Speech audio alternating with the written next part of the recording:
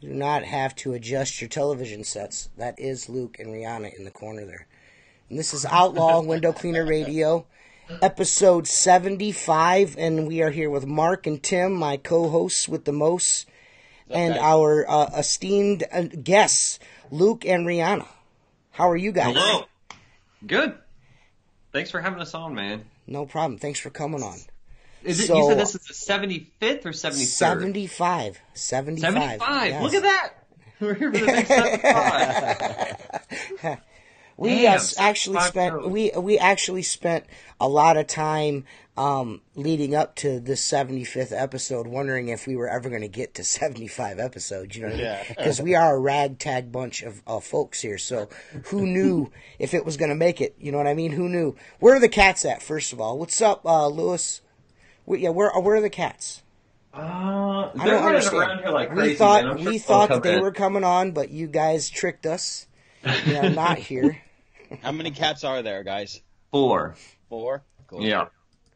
Yeah, we're trying to find them a bigger home right now. In fact, we put an offer in today. Yep. On a house. Yep. Oh, nice. Congratulations.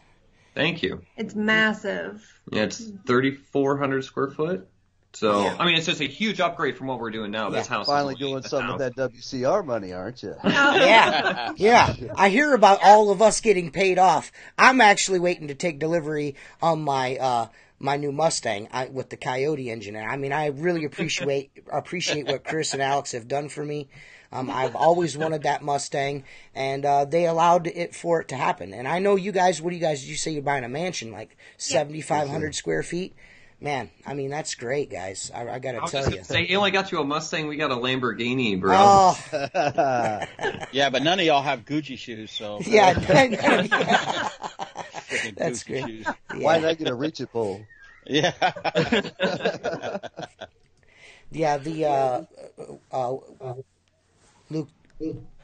Yeah? It looks like, what's his name here? What's this guy's name? Richie Blues watching. He said that he wants to know if he could still be accepted into our cool club, even though he has no self-esteem. Aww. Yes, Richie, we will allow it. Yeah. We will allow it. So you guys, do you guys? I mean, now I know you're early risers like I am. I know Mark's an early riser. I know Tim's an early riser. Do you guys clean windows all year round, right? And that's all that you guys do is clean windows, correct? That and gutter cleaning, yeah. Oh, well, I mean, you know, as far as that goes, you're a window cleaning company. That's where you guys get your bread and butter. It's not YouTube product reviews. It's actual cleaning windows, right? Oh, okay. I can't stress that. From YouTube, we only make, from our AdSense, it's only about $200 a month. But how much is your camera? Oh, geez, yeah, right, exactly. Right, yeah. GoPro 7, that's, yeah. I mean, right. so we make nothing on Right. I mean, in the grand scheme of things, it covers nothing. It covers your cameras, your microphones, your tripods, your editing software. Right. Well, I want to say you have a 4K GoPro, correct? We just got the GoPro 7.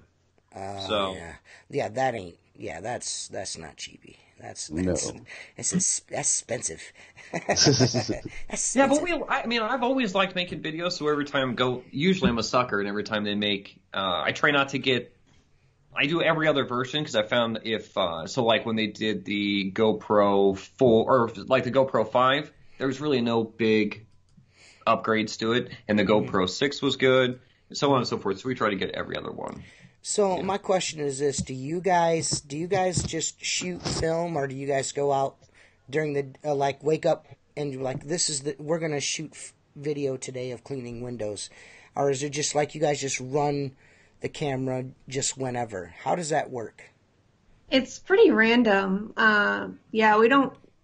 There's certain videos we plan out, and those are the ones we do from the house.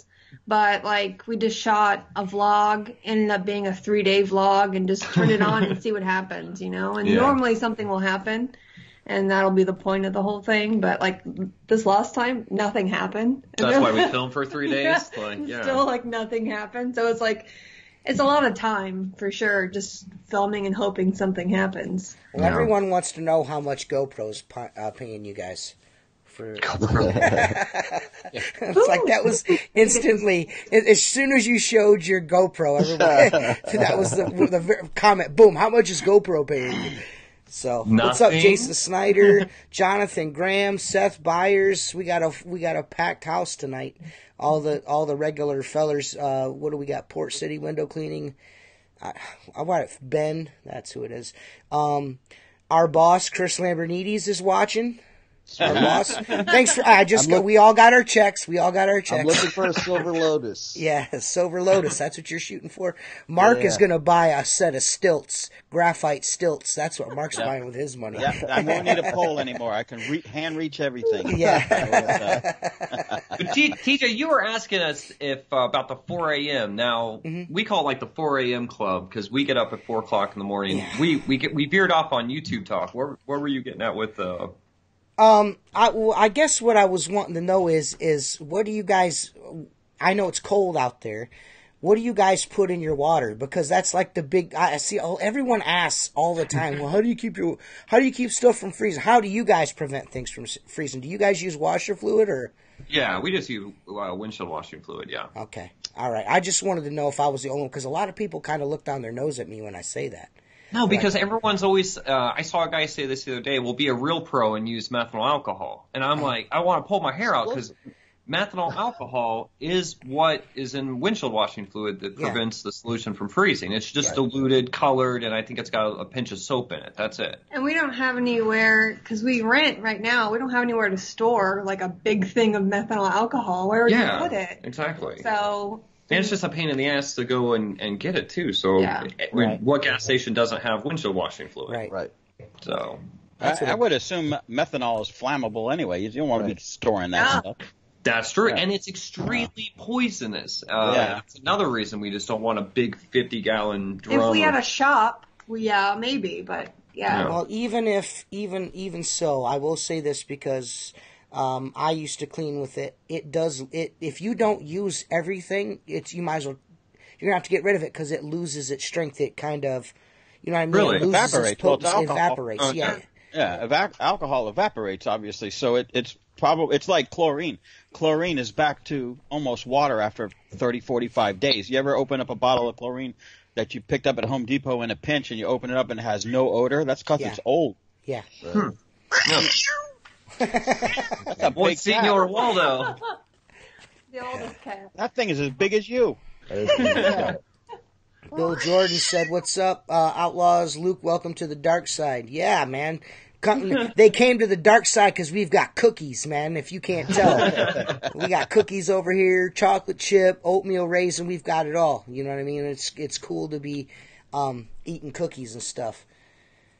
What about you guys? So all you guys, you just do window cleaning? Mark, you do some restoration, right? Yeah, I'm a commercial window guy. We have a couple of state homes that go weekly, but 98% of my revenue, I should say, 90% is commercial window cleaning. We do high rises and all the way down to storefronts, and it's what we specialize in. And then obviously the glass restoration, which is, it's a challenge just getting it, getting it booked, getting it done. And, that stuff, generally the bigger jobs take, I've been on jobs for over 30 days. So it's taxing. It's taxing. But that's really different from. Yeah. I mean, you guys are primarily residential or commercial? Commercial. Yeah. And you guys work as a husband and wife team. Do you split up or work together all the time? Any video I've seen, both of you have been together, I think. That's just when we film. We split up. We should split up every day. We have enough work for 3 people. Yeah. But like during the winter, I don't like to drive, so we stay together a lot more. It was just like Tim said the other day. We heard you say that when you and your buddy work together, you lose money. It's the same here. When we work together, we're losing money unless it's a residential day. And a lot of times in the winter, we'll work together just because it sucks. It just sucks, and it's better to work together in cold days. And I love myself. You know what I did? A couple gophers, man. That's what you need to start your seasons. A couple gophers. Just somebody that's going to be there, get your screens out, clean your screens, get your ladder set up. Oh yeah. that. And that's the plus of water fed is it's pretty easy to teach. I mean, anyone could do it. Yeah, So. we noticed that right away with hiring last year. You can give a guy a water fed pole and he can start cleaning windows within 3 days. And he can pretty much deliver the same results that I can. I mean, it's not a hard, there is a learning curve, and I'm not saying there's definitely a learning curve, but he is being taught by a professional window cleaner, so that, that's true. But I can't take a guy and he can't be. He definitely can't learn traditional tools within 3 days. At least not fanning and everything. I mean, he can. They don't teach it. They don't even. Well, it's not even. I mean, they can get. They just get the college kids and just straight pull. Teach them to straight. Well, the straight pull. The one thing you can't teach someone is how to do something quickly, but also do it efficiently.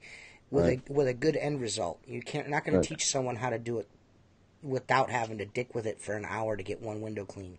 You know. Well, that's our plan this summer.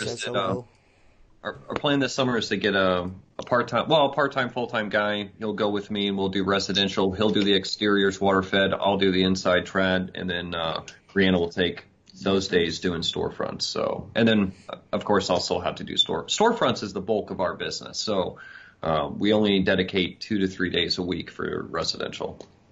What state are you guys in? Yeah. Missouri. Missouri. Kansas City, Missouri. Oh, you're over there by that store. Yeah. Oh, yeah. They're by the store. Our Hardee's. Yeah, the store. It's right next door it's right across the road from the store. Oh, goodness. Yeah, we drive. We're across the street from that thing every week. When you guys came to Kansas City, we made sure to get that store like really early in the week. Hey, all we wanted to do was give you guys a gunslinger, but there were some guys against it, so we didn't do it. I was like, man, can't we just take one over there? I mean, let's just, And then somebody was like, well, dude, I don't think we should roll up in a minivan with like 6 people in it and get out at their house. I don't think that will look very good. I was like, but if we're bringing a gift, it will be okay, right? Yeah, that'll get you a buckshot. Yeah. Been like, what the hell is this? We probably would have got the cops called on us, and I would have understood. I would have understood. No, that store always looks closed. I don't want to go. It always looks closed. We never see anything go on there. I've heard that. I've heard that. Now, do you guys, being that you do a lot of commercial storefront work, how do you gain your commercial storefront clientele, your client list? How do you guys do the, introductions, door-to-door type of, like, you're doing the neighbors, you walk in and introduce yourself and try to sell a job to the next person? Is that basically how you've built it? For the most part, and everyone hates this answer, is it's being at the right place at the right time and talking to the right people. And I mean, the more you're out there, the more you're doing it, you're going to have a better success rate, obviously, with customers signing up. But a lot of it is just door to door, and you get tons of no's. And we already have somebody, blah blah blah. But the more you're out there doing it, you are going to get people to say yes. And even the people that say no, just follow up. But that's how we built the whole thing. And then this year we started buying stores from other window cleaners in the area. Okay. So whether they're residential companies or maybe it's out of their service area, because our service area is so big, we started buying storefront accounts from them. We're trying to buy entire routes too. So anybody out there that wants to sell one in Kansas City, please call. Yeah, that's good. Let me ask you something then. So if you're buying storefront route, what is the price based on in Kansas City? So for the guy that we work with, we usually pay out, if he gives us, like say single storefronts, like it's just one storefront every 2 weeks, I'll pay out 2 months worth of that storefront. Okay. And then if, for a route, it's so hard with a route. We haven't actually purchased anybody's route yet, but I would start at 20% of the annual sales of that route. And of course, we still need to do a lot of paperwork. I need to, obviously meet you. I would like to see some of the stores and specifically the pricing of some of the individual stores too, to make sure it's a legitimate, profitable route. Because we have a minimum, and we wouldn't pay for anything under our minimum, I think. Yeah, because even if this guy has, say, a $5,000 monthly route, a $5,000 route every month. If it's taken them 2 weeks to clean this, no, I'm not going to give you anything. Yeah. So we it takes three guys to do it. Yeah. Yeah, we have to make sure this is going to be a profitable route. Right. Pro Wash Missouri would like to know if you guys clean at Truman Corners. Mm-hmm. Yes. Yeah. His we do. That's Lewis Coatney. He's from Missouri as well. Yeah, we work over there. Is that the square? That's over by the store. Carl Robinson said what you guys should do is hire. He said hire us or cat poop on the windows. I think that's a good idea. You got an unlimited supply of that. Yeah, that's true. Yeah. Hire us. And it's just sitting around, so. Yeah. So, I mean, I've always wanted to know this. What led you to the window cleaning industry? What did you do before you cleaned windows? Is that an okay question to ask? Yeah, totally, man. So I was a restaurant manager for years, and my buddy there, he was the graveyard manager, and his dad owned a window cleaning company for like 20 or 30 years, long time, just a single guy, and he only did residential. And I'd always see the window cleaners coming in the daytime, and I thought, maybe this is something I could get into. So him and I talked, and we started. It's a joke. It's not even a business, but we started a business together, and it went south really fast. And I took over. And then when I saw that it was something that would be profitable, and I did that for a long time. I cleaned windows on the weekends and still worked at the restaurant. So I did that for a long time, and I started getting a few more accounts. And I said, you know what, this is something I could do. So I quit the restaurant, and I was a general manager / kind of like DM. So I quit that because I was working 512s there, and they were never 512s. They were always 513s, 514s, meetings on the weekends.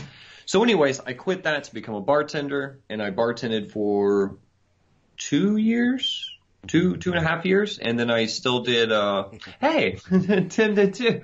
Yeah, that was what I was getting ready to say. It's unbelievable how much you and Tim are alike, because he also comes from the restaurant industry. I've never worked in. I applied for a job when I was 17 years old to work in a kitchen for this Italian guy that lives here in town. He owns a bunch of hotels and restaurants and stuff, and I never stepped foot in a kitchen. Alls I did was drive this guy around in his Lincoln Town Car. That's all I swear. I know that sounds crazy, but that's all I did for a full year was drive an elderly Italian man around in a Lincoln Town Car. I mean, it was cool, but I always had to do something weird. I had to drop him off at his girlfriend's house and then come back and pick him up later. And he had a lot of really young girlfriends. It was really weird.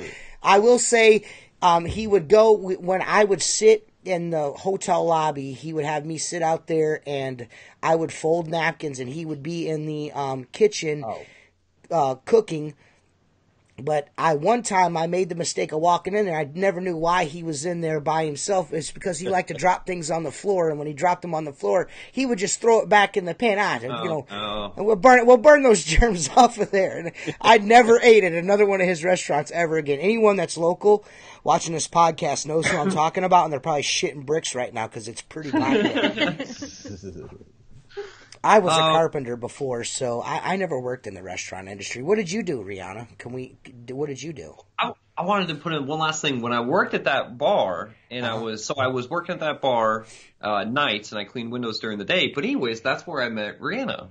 Oh. Well, he had a girlfriend at the time, and I had that's a whole thing.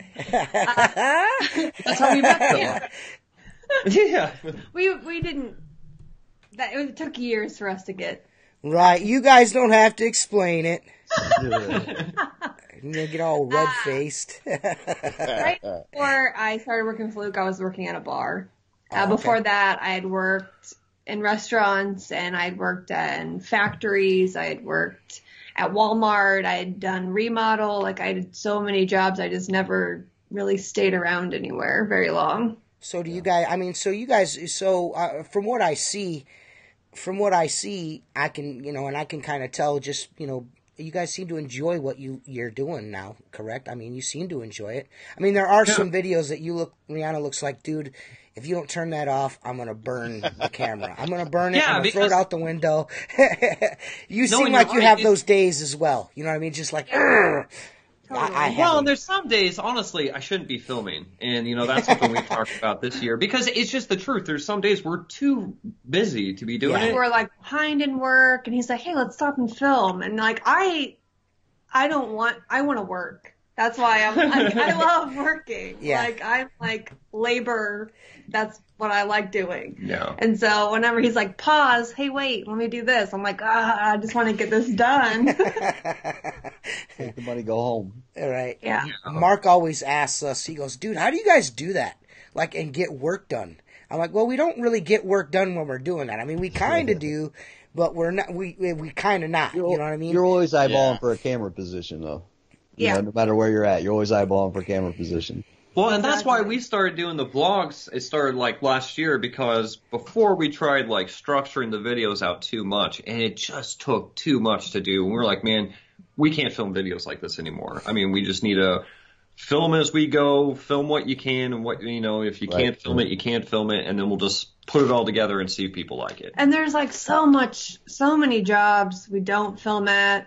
There's just so many because some jobs you just feel weird walking around with a GoPro in your head, and it's like, I don't want to piss anyone off. I don't want to ever get into that weird area where it's not welcomed and you're doing it, and it's even awkward talking to someone about it. So like a lot of houses, we ask our customer, hey, do you care if we film out here? And they'll say yes, obviously if it gets in a video, but other than that, we don't, if it's churches. I was going to say a senior citizen or something like that. I would never even ask her. I'm just not going to film there. No.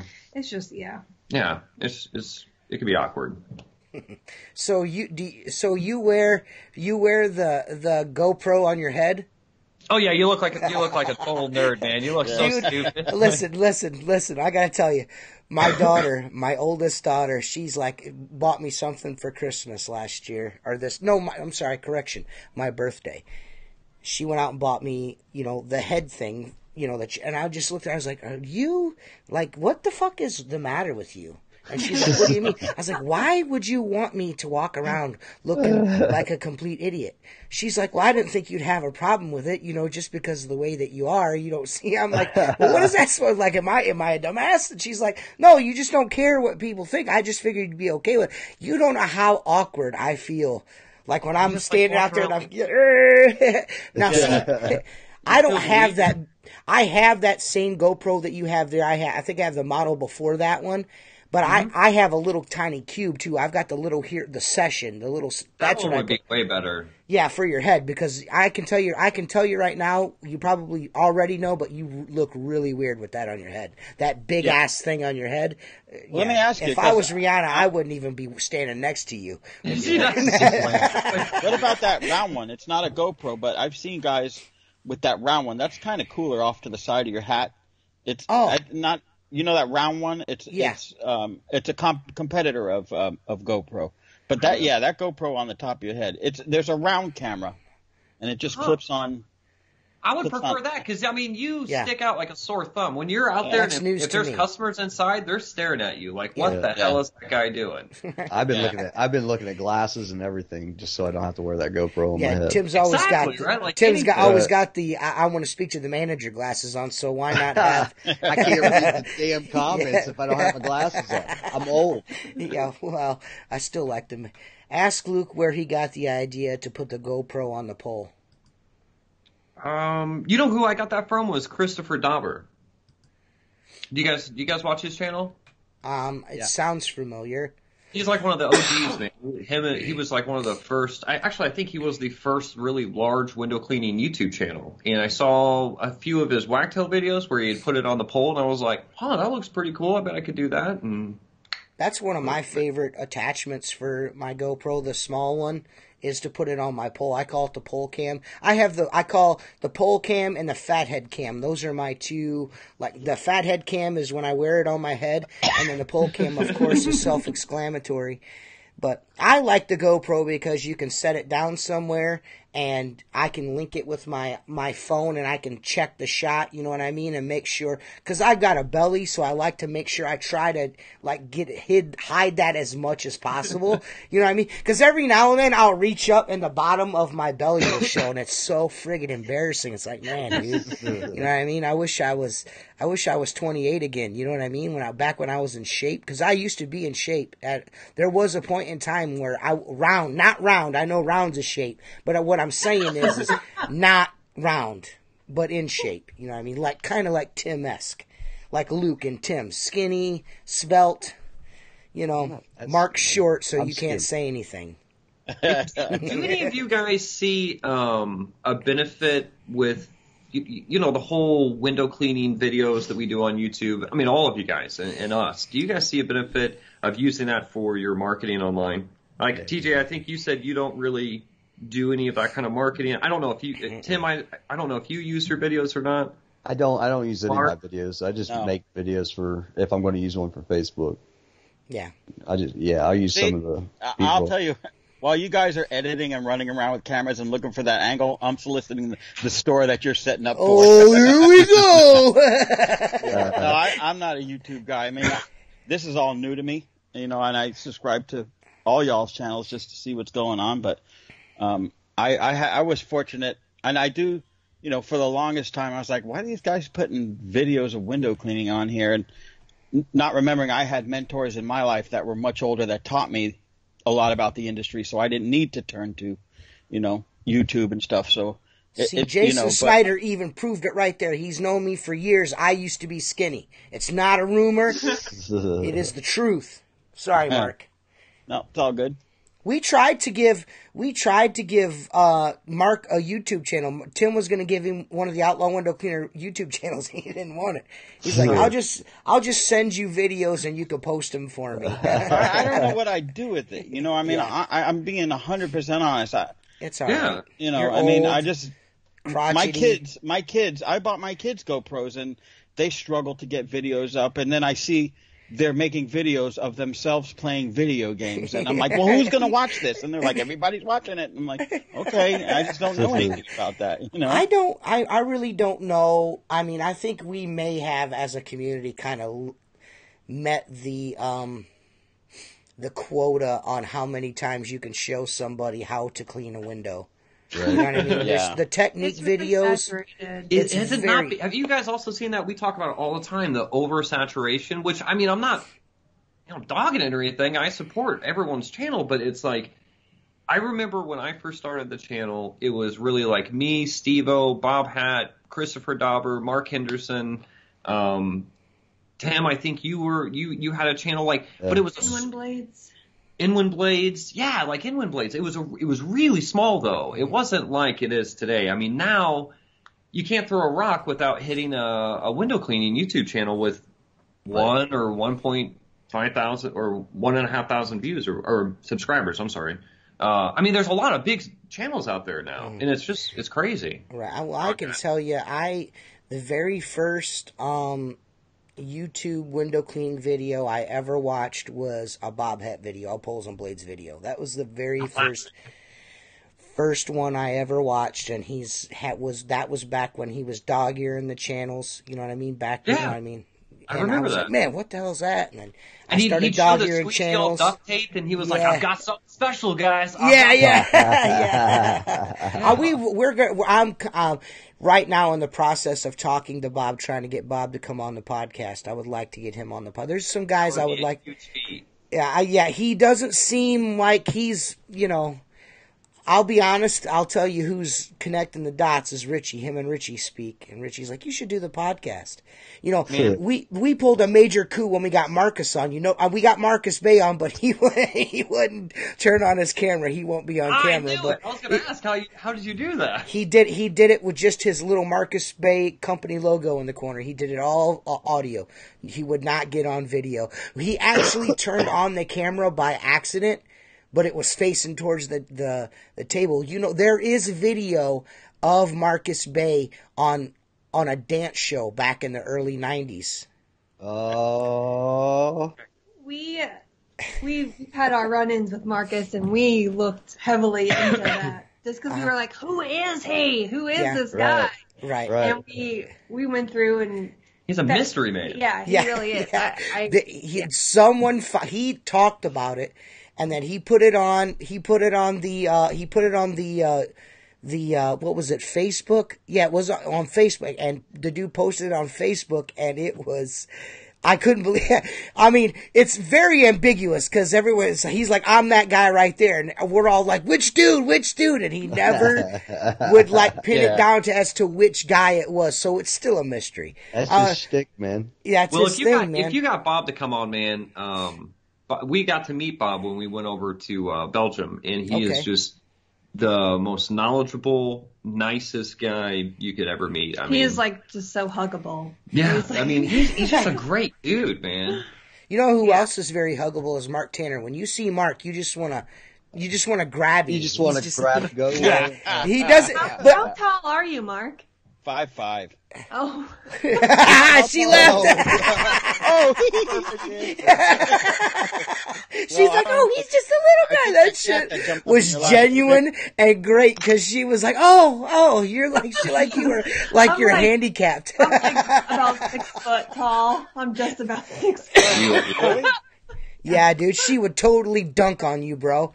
The camera adds 3 feet of height. Heather, I haven't used that ending in almost 6 months. She said she wanted to know if I was going to take the. We stopped selling those rubbers on our website, so that's gone. What part of Florida are you in, Mark? Window Cleaning Man would like to know. Window Cleaning Man, I'm not trying to be rude or anything, but Window Cleaning Man looks like Henry Dreest. He looks like Henry Dreest with a gunslinger bandana over his face. Is it the Window Cleaning Man? I don't know if that makes a difference, but no, just Window Cleaning Man. Oh, okay, because I know the Window Cleaning Man on YouTube too, so I don't know. It's There's just a window cleaning. The window cleaner dude, the window cleaning man, window wash. I mean, it's kind of hard to keep up. Dude, the comments, I can't keep up with your guys' comments. They're crazy. Philip Alexander keeps posting YouTube clips in the comments. Philip! Philip, he's trying to sell poles. He told us, we all know again when he started cleaning windows. That was back in '68 in Detroit. We know everything. Now, if you guys would like to know that you could buy sim poles from Phil. Phil sells water-fed poles. I don't know if anyone is aware of that, but Philip Alexander sells poles. What does Phil sell? He sells window cleaning water-fed poles. There are these poles that when you hook a brush and a hose up to them, water shoots out the end. He sells those. Oh, that's a Tim pole. A Timpo. I saw that meme the other day with all the Tim heads. That was hilarious. That's a Tim pole. Timpo. Aaron Chapman would like to ask, I'm Luke and Reanna or Mark or Tim here because I talk all the time. He would like to know, is there any advice you could give an Australian for cleaning windows in America? Is there any tips or advice you could give Aaron Chapman? Come on, Aaron. I'm going to shut up. You guys know who Aaron is, right? No, who is that? He's the window cleaning palm. And he. Come on, man! That's Aaron. Like, come on, man. He does all the edits for WCR now. He's a good dude. What's up, Aaron? He boxed me when I got on here. Like, yeah. Hammer time, Phil. That's dude. That's great. I didn't even realize that was him. What a shithead. Because you were taking it serious too. You're like, I was like, hey, Aaron's got a question. I don't want to miss it. We can ask some questions on here. So I just watched your last video, man. That was pretty dope. I liked it. I'll be honest with you.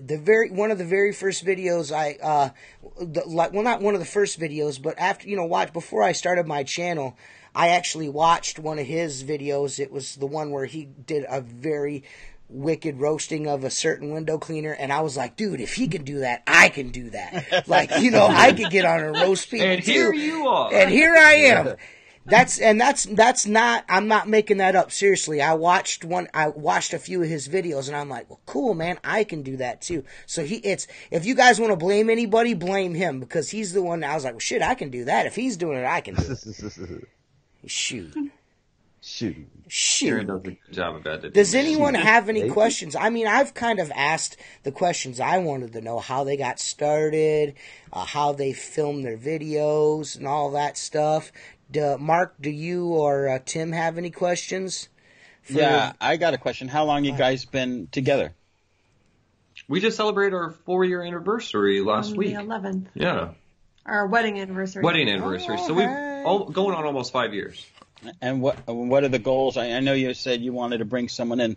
So aside from simple revenue or an employee, what are the goals you guys? What is the name of your company? It's not Luke and Reanna, obviously. No, it's Luke the Window Cleaner. Luke the Window Cleaner, okay. Yeah, we used to operate, well, when I first started with my buddy, it was Clear Choice Professional Window Cleaning, just real generic, and it was pretty bad. So when we split, I didn't know anything about branding, and I don't think I'm a branding master or anything now, but I switched to Night Window Cleaning, and it was just an awful brand. You have to explain to everyone, no, it's with a K, not an N. Yeah. It was just an awful brand. And so we've been wanting to rebrand for going on almost 2 years. And the thing is, and I asked you guys if you use your videos for marketing, just because we saw a huge benefit in, we were putting all of this work into this online content for Luke the Window Cleaner and not Night Window Cleaning. And we're sitting there talking about all these names we could rebrand to, and we're like, why don't we brand into Luke the Window Cleaner, because you've got all of this content already there. All of this content could easily be directed towards a LukeTheWindowCleaner.com. And so anyways, that's kind of the shift. Well, unless you're me. You can't do that if you're me. You have to be very ambiguous if you are me. Yeah, that's why in normal life we cuss. But on our YouTube channel, we try to keep it really clean. We smoke. We try to keep that off the channel. Yeah, you guys are very good at that. Very good at that.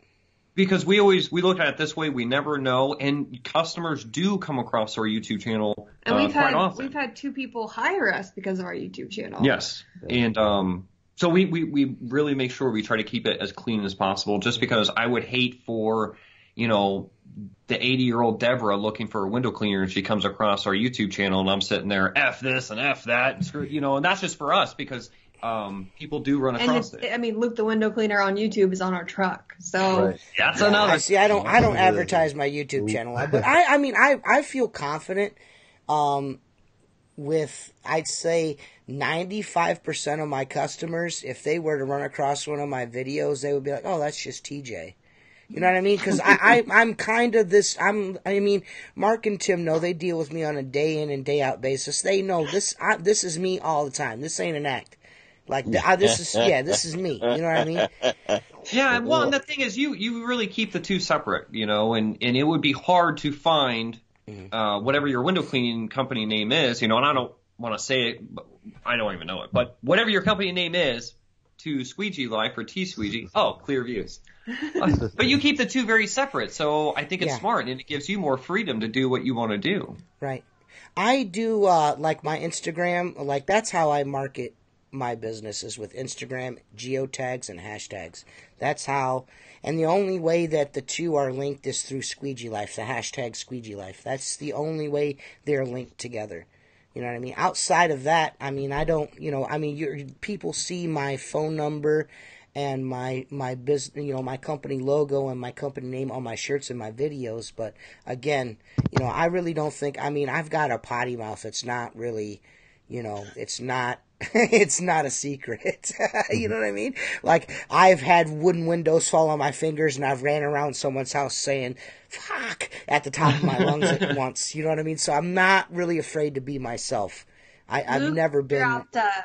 those lanterns on the outside, the glass lanterns on the outside of someone's house? Oh, man. Luke dropped one of those, and he screamed some cuss words out, and a regular customer was walking by, and he has, never had us back to his house. Oh, really? Man, it was this area, all of the homes there go for $800 and up, and she's got this, it's a custom lantern. And I was cleaning it, and I was on a step ladder. There goes our profit.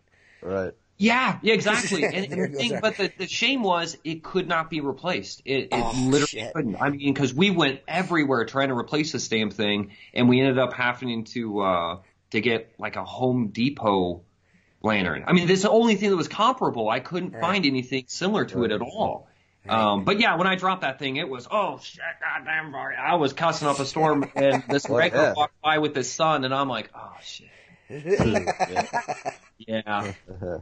That dude, and he actually saw me drop it too, so. Yeah, it's not like you can say it was already like that. Right, yeah. So I've had several instances like that where I actually knocked over a statue. It was a lamp / statue thing. I knocked it over and broke it, and I go, fuck, there goes I just did this job for free, you know what I mean? And she's just standing there, and she's like, yeah. She goes, she's like, sweetheart, I think that's probably the next couple for free. I'm like, oh no. You know, but she was sweet about it. She's like, good thing. She goes, I just got it at Pier 1 Imports, so you're good to go. You know what I mean? And I'm like, all right, great. So I go over there and buy another one. It was only $600. It wasn't too much. Yeah. $600 lamp. Did you get the broken one to take home? Here, Jen, I got a broken lamp. Yeah, good if I get it. Look what I did. Yeah. I had a lady one time call me, and this was probably 7 or 8 years ago when I really wasn't proficient, if that's the right word, in glass restoration. And this lady in a very high-end home, actually in Trump Towers in Palm Beach, and just to get into Trump Towers, you got to have like $5 million of insurance to walk through the door. I get in there. And I didn't have $5 million at the time, and I don't now. But I walk into this lady's unit, and the walls are like furniture. You know, I mean, like really, really. This is probably a $5 million condominium. And I said, "What can I do for you in here?" And she takes me in this dining room, and she had a glass table that was probably 6 foot wide and 10 feet long, and the underneath of it was carved. It had been sandblasted. This jungle scene with lions, and you turn on certain lights, and I mean, it just lit up the room, and it was absolutely one of the most beautiful tables I've ever seen. And it was like an inch thick of glass, so I knew, but the whole top was scratched. And she says, I want the top redone. And then she says the next thing, it's a family heirloom. And I'm saying, I immediately knew this can't be replaced. And I said, listen, I'm just not comfortable with this. You know, I said, I can't do a table. And she says, well, you've been recommended to me by 2 people. And I said, listen, it's not about the money, and I'd love to fix this table. It just scares the crap out of me. I left. About a month later, she called me back, and she says, I don't care what it costs. The table is shot because I can't stand looking at it. So anything you do to it is going to be better. So we spent about 3 days there, and I got her table right. And that's kind of helped me get over the anxiety of someone has something that's irreplaceable, and then just put a grinder on it, you know what I'm saying? You know, I mean, it's like, this lady's crazy. That's gotta be, I want to say this, and I've never said this to you on the podcast before, that's gotta be one of the things about you that I admire the most, because you, at one particular point in time, took an angle grinder to glass. You're like, screw it. Well, let me tell you what gets you around that, and I've said this before. I did the Wrigley's family has an estate here in Palm Beach, and they put these sliding glass doors up. And the first thing they told me, each door came in from Germany, and they're $18,000 a piece. So now I'm looking at this going, that's kind of, you know, causing some animosity here. But the next thing out of my mouth was, these doors need to be replaced. You understand that, right? And they say, yeah, unless you can fix them. So, and then I say, well, anything I do to them is not going to stop the fact that they're no good right now, right? Yeah. So we would appreciate anything you can do. And we pulled it off. You know what I'm saying? It was welding burn on it. But the point is, you know, you can't set yourself up for the liability of it, because realistically it's not going to pass through the way it's at right now. You know, so you kind of, I can go home sleeping at night knowing that, you know, like I've got one right now. I've told the lady, you know, basically she had a glass table on her patio. They didn't take it down when the hurricane came 2 years ago, and it blew the glass up against her sliding doors. Well, it didn't break the doors, but it chipped them really deep. And I told her I said, chips are an animal. I said, you know, you're going to lose a lot of glass here. I can probably get it. I said probably to 90%. I said, and if that's acceptable, we'll go with that. If not, I would suggest you replacing it. And I've only had to do that a handful of times. And she says, no, if you can get it to 90%, I said, well, my goal is going to be 100, but if you're happy with 90%, I know I can do that, you know? So, I mean, each one of these doors is $5,000 and she's got 4 of them, you know? So she can't stand looking at them. So we're going to give it a shot, you know? And so you kind of go into it with the expectations, like, they've already to the point where, like, man, I'm going to have to replace this thing as jack. Yeah, but the downside so that kind of is takes a little bit off of you. A little. It does take it off of you, but T, when you work on a sliding Long door, story short. Yeah, right. Seth Byers. Yeah, but think about it. Shut up, Seth. If you work on a sliding door for a day and a half, do you charge them when you're done? If it's not right, well, you don't charge them. So now you just lost a day and a half labor. So True. That gets expensive too. You don't want to do that. Jersey from WCR Nation asked a question of all of us. He would like to know, when does the season start in our area? So I don't know if he means my area or if he means, because Mark doesn't have a season. He cleans glass all year round. Or if he's talking about Luke and Reanna. Mine's like April. I'm going to be honest, April. Some are saying March, but it's usually around the middle of April for me, people, because this is vacation land. We start next week. So. Good for you, Tim, you bastard. Yeah, I got a full day next week, and then we've got 3 days the following week, I believe, going into March. So, and then we'll start to pick up. People are already calling in. So, yeah. I mean, looking at last year's sales, we start to double. I mean.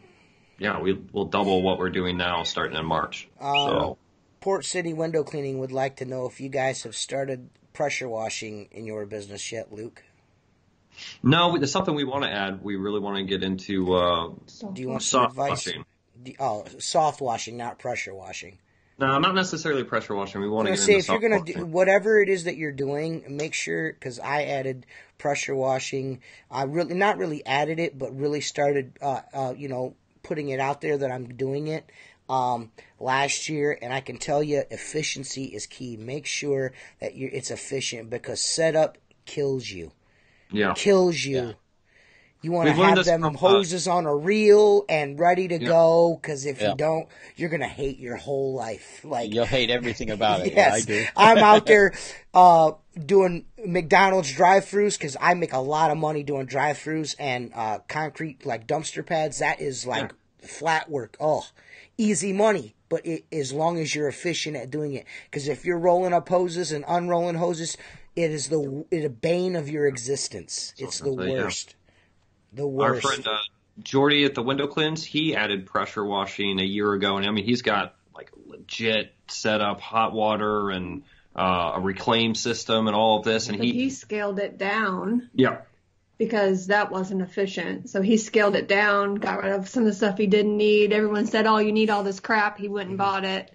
And then he got rid of, most of it. Yeah. Well, that's kind of like the window cleaner that's toying around on YouTube and gets sold a $5,000 water-fed pull and purification system, and he has no idea what he's doing with it anyway. You got to take it one step at a time. I've seen that a few times all the time. I have no idea how many messages we get. Like, I'm brand new. What kind of water-fed pole do I get? We're like, don't get one. Get a ladder. Yeah. Get a ladder and see if you like it. If you don't like it, then, you're not going to be out thousands of dollars. You'll be out a couple hundred. We preach that all the time. I despise how people, especially new guys in the industry, treat water-fed as this magical wand you can wave at windows and they're clean. It's not so. And it's going to bring in all this business. Yeah. And and then I'm always thinking, what are you going to do on the inside, dummy? You got to like dummy. Big dummy.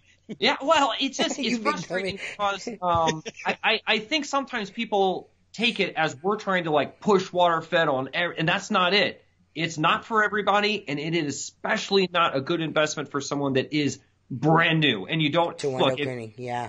If mom and dad have got a lot of money and you got a lot of whatever, get one. Try it out and see if you like it. If you don't, you're not going to lose anything. But there are cheap options. When we first got into it, we got a DI tank and a pole and some hose, and that's all we got. That's it. And we kept it around $1,000 or so. Mm-hmm. We had $1,000 budget for the whole thing, and that's what we did. And I 10 cents of window cleaning equipment for that. Yeah, I had it cheaper than that. I started cheaper than that. I picked up a house that went twice a month on the beach, and we were going crazy trying to get it done. And the results, because it was salt air, literally on the beach. And I went in 2004. I went to a trade show in Georgia, and I heard some guy sitting behind me talking about pure water. I just turned my seat around, started talking to him. I came back home. I found a place. I rented a DI tank for $80 a month. It was like a lease.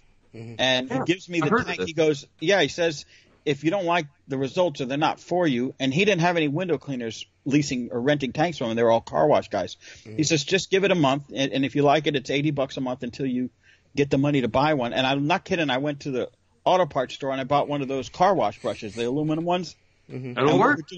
We were doing 2-story cut-ups with it, not with a car wash brush. Obviously I rigged up something on a green Unger pole. That's when wind spray was around, if you're familiar with the wind spray system. But it got, less than $80 a month got me into that business, and then it's grown since then. But you want to know how I started? We started in 2005 with a $6,000 hydro cart. That's where we started. And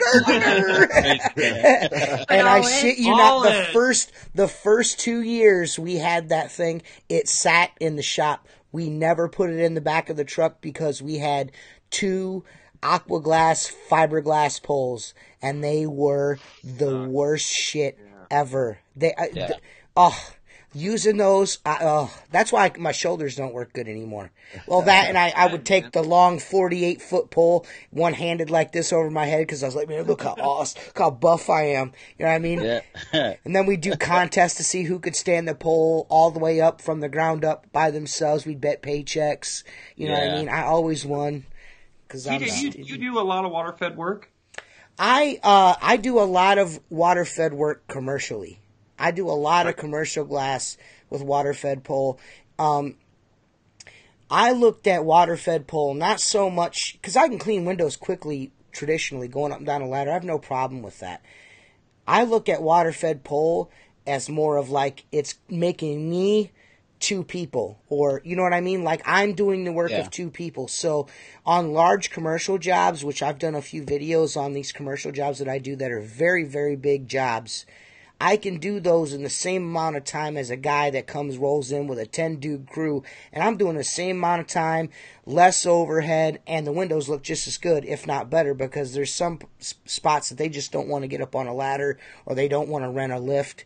But it's primarily, I use it for commercial work. There are a few homes that I do use water-fed pole on, and that's only because the customers aren't keen on me leaning a ladder up against their stucco mansion, you know what I mean? Or don't want me walking on their slate tile roof, you know what I mean? There's a few that I use it for, but primarily commercial work, yes.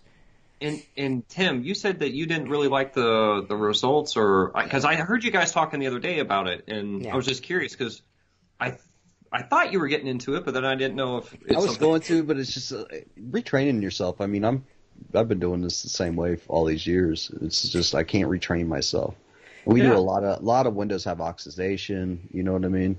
You gotta that sucks, man. I'd rather just do it almost traditional. Right. It comes. I hate. We have a system, so it's just easier that way. Right. I think. Joey's already trained traditional too, so it's maybe in the future. Ron actually has that reach it that I had.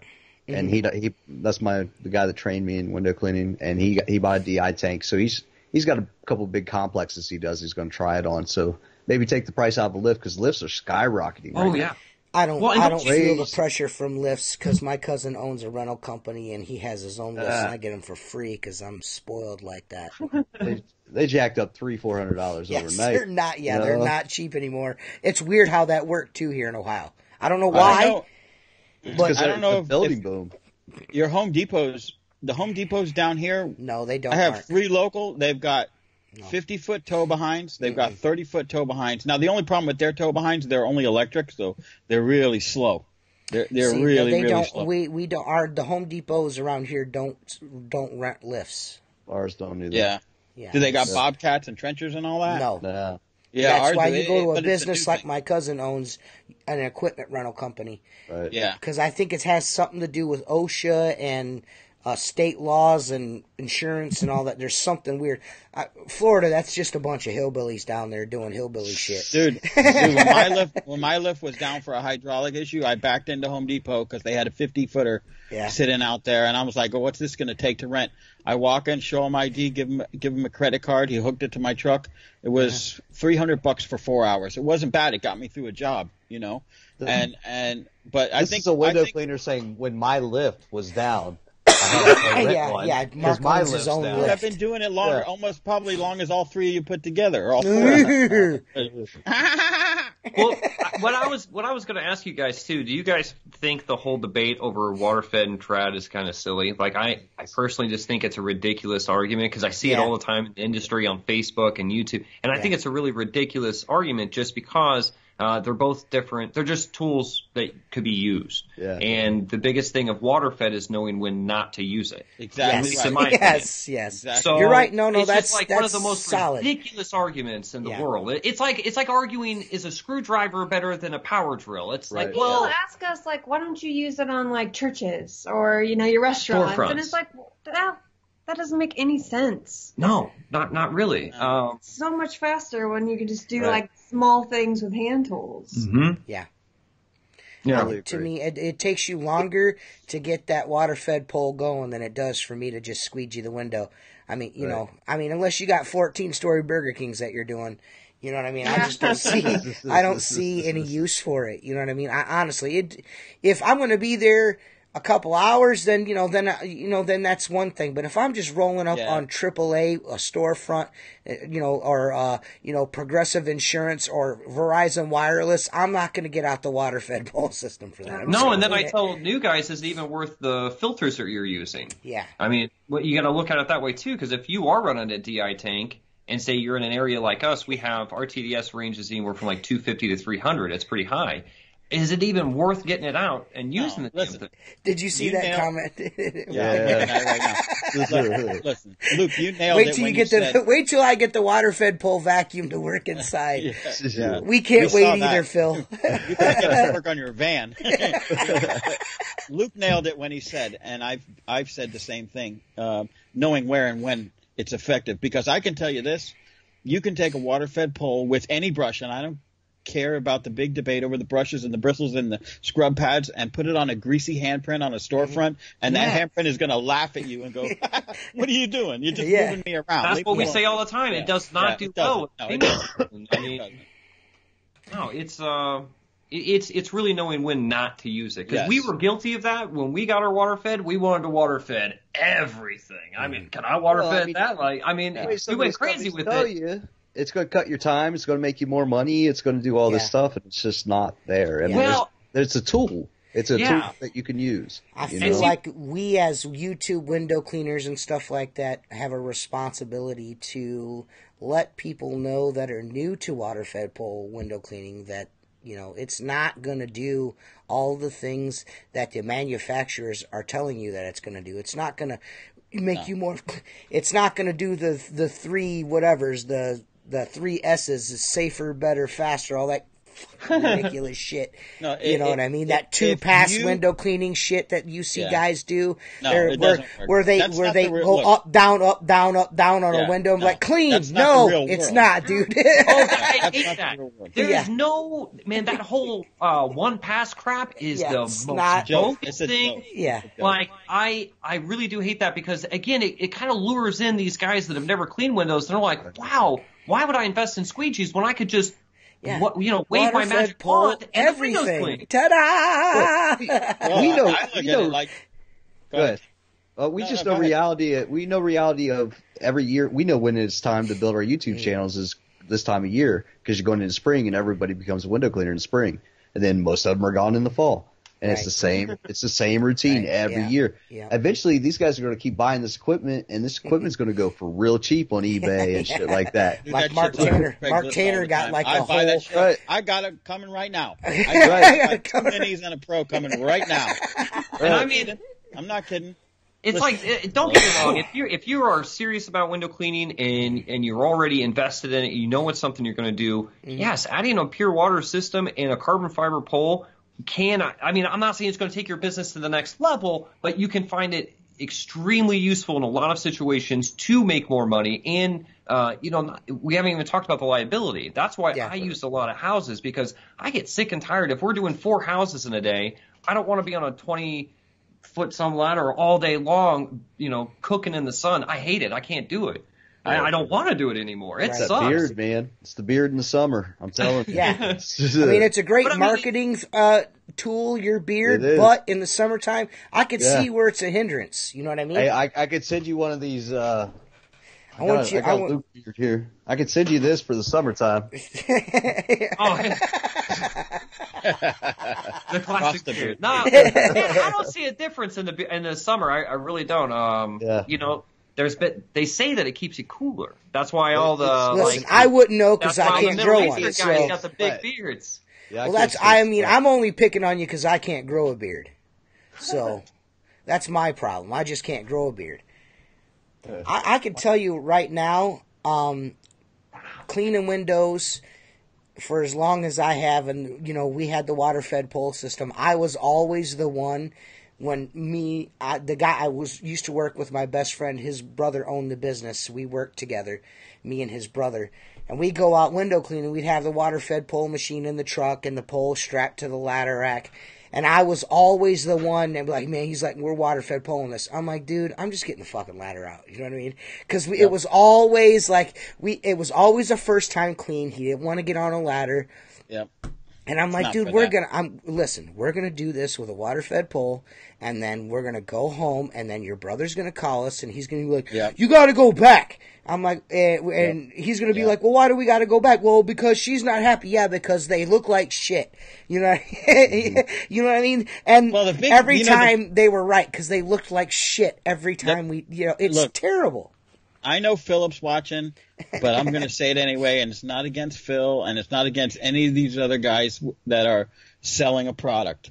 When I see someone with 70, 78 feet of pole out, and they're standing there at some hotel, and everybody's in awe that this thing is cleaning windows, guess what, guys? Touching the glass doesn't mean it's clean. Yeah. You can't even see what you're doing up there. And you're telling that window is clean. You got to have a guy inside with a walkie-talkie yo, you got to get the quarter.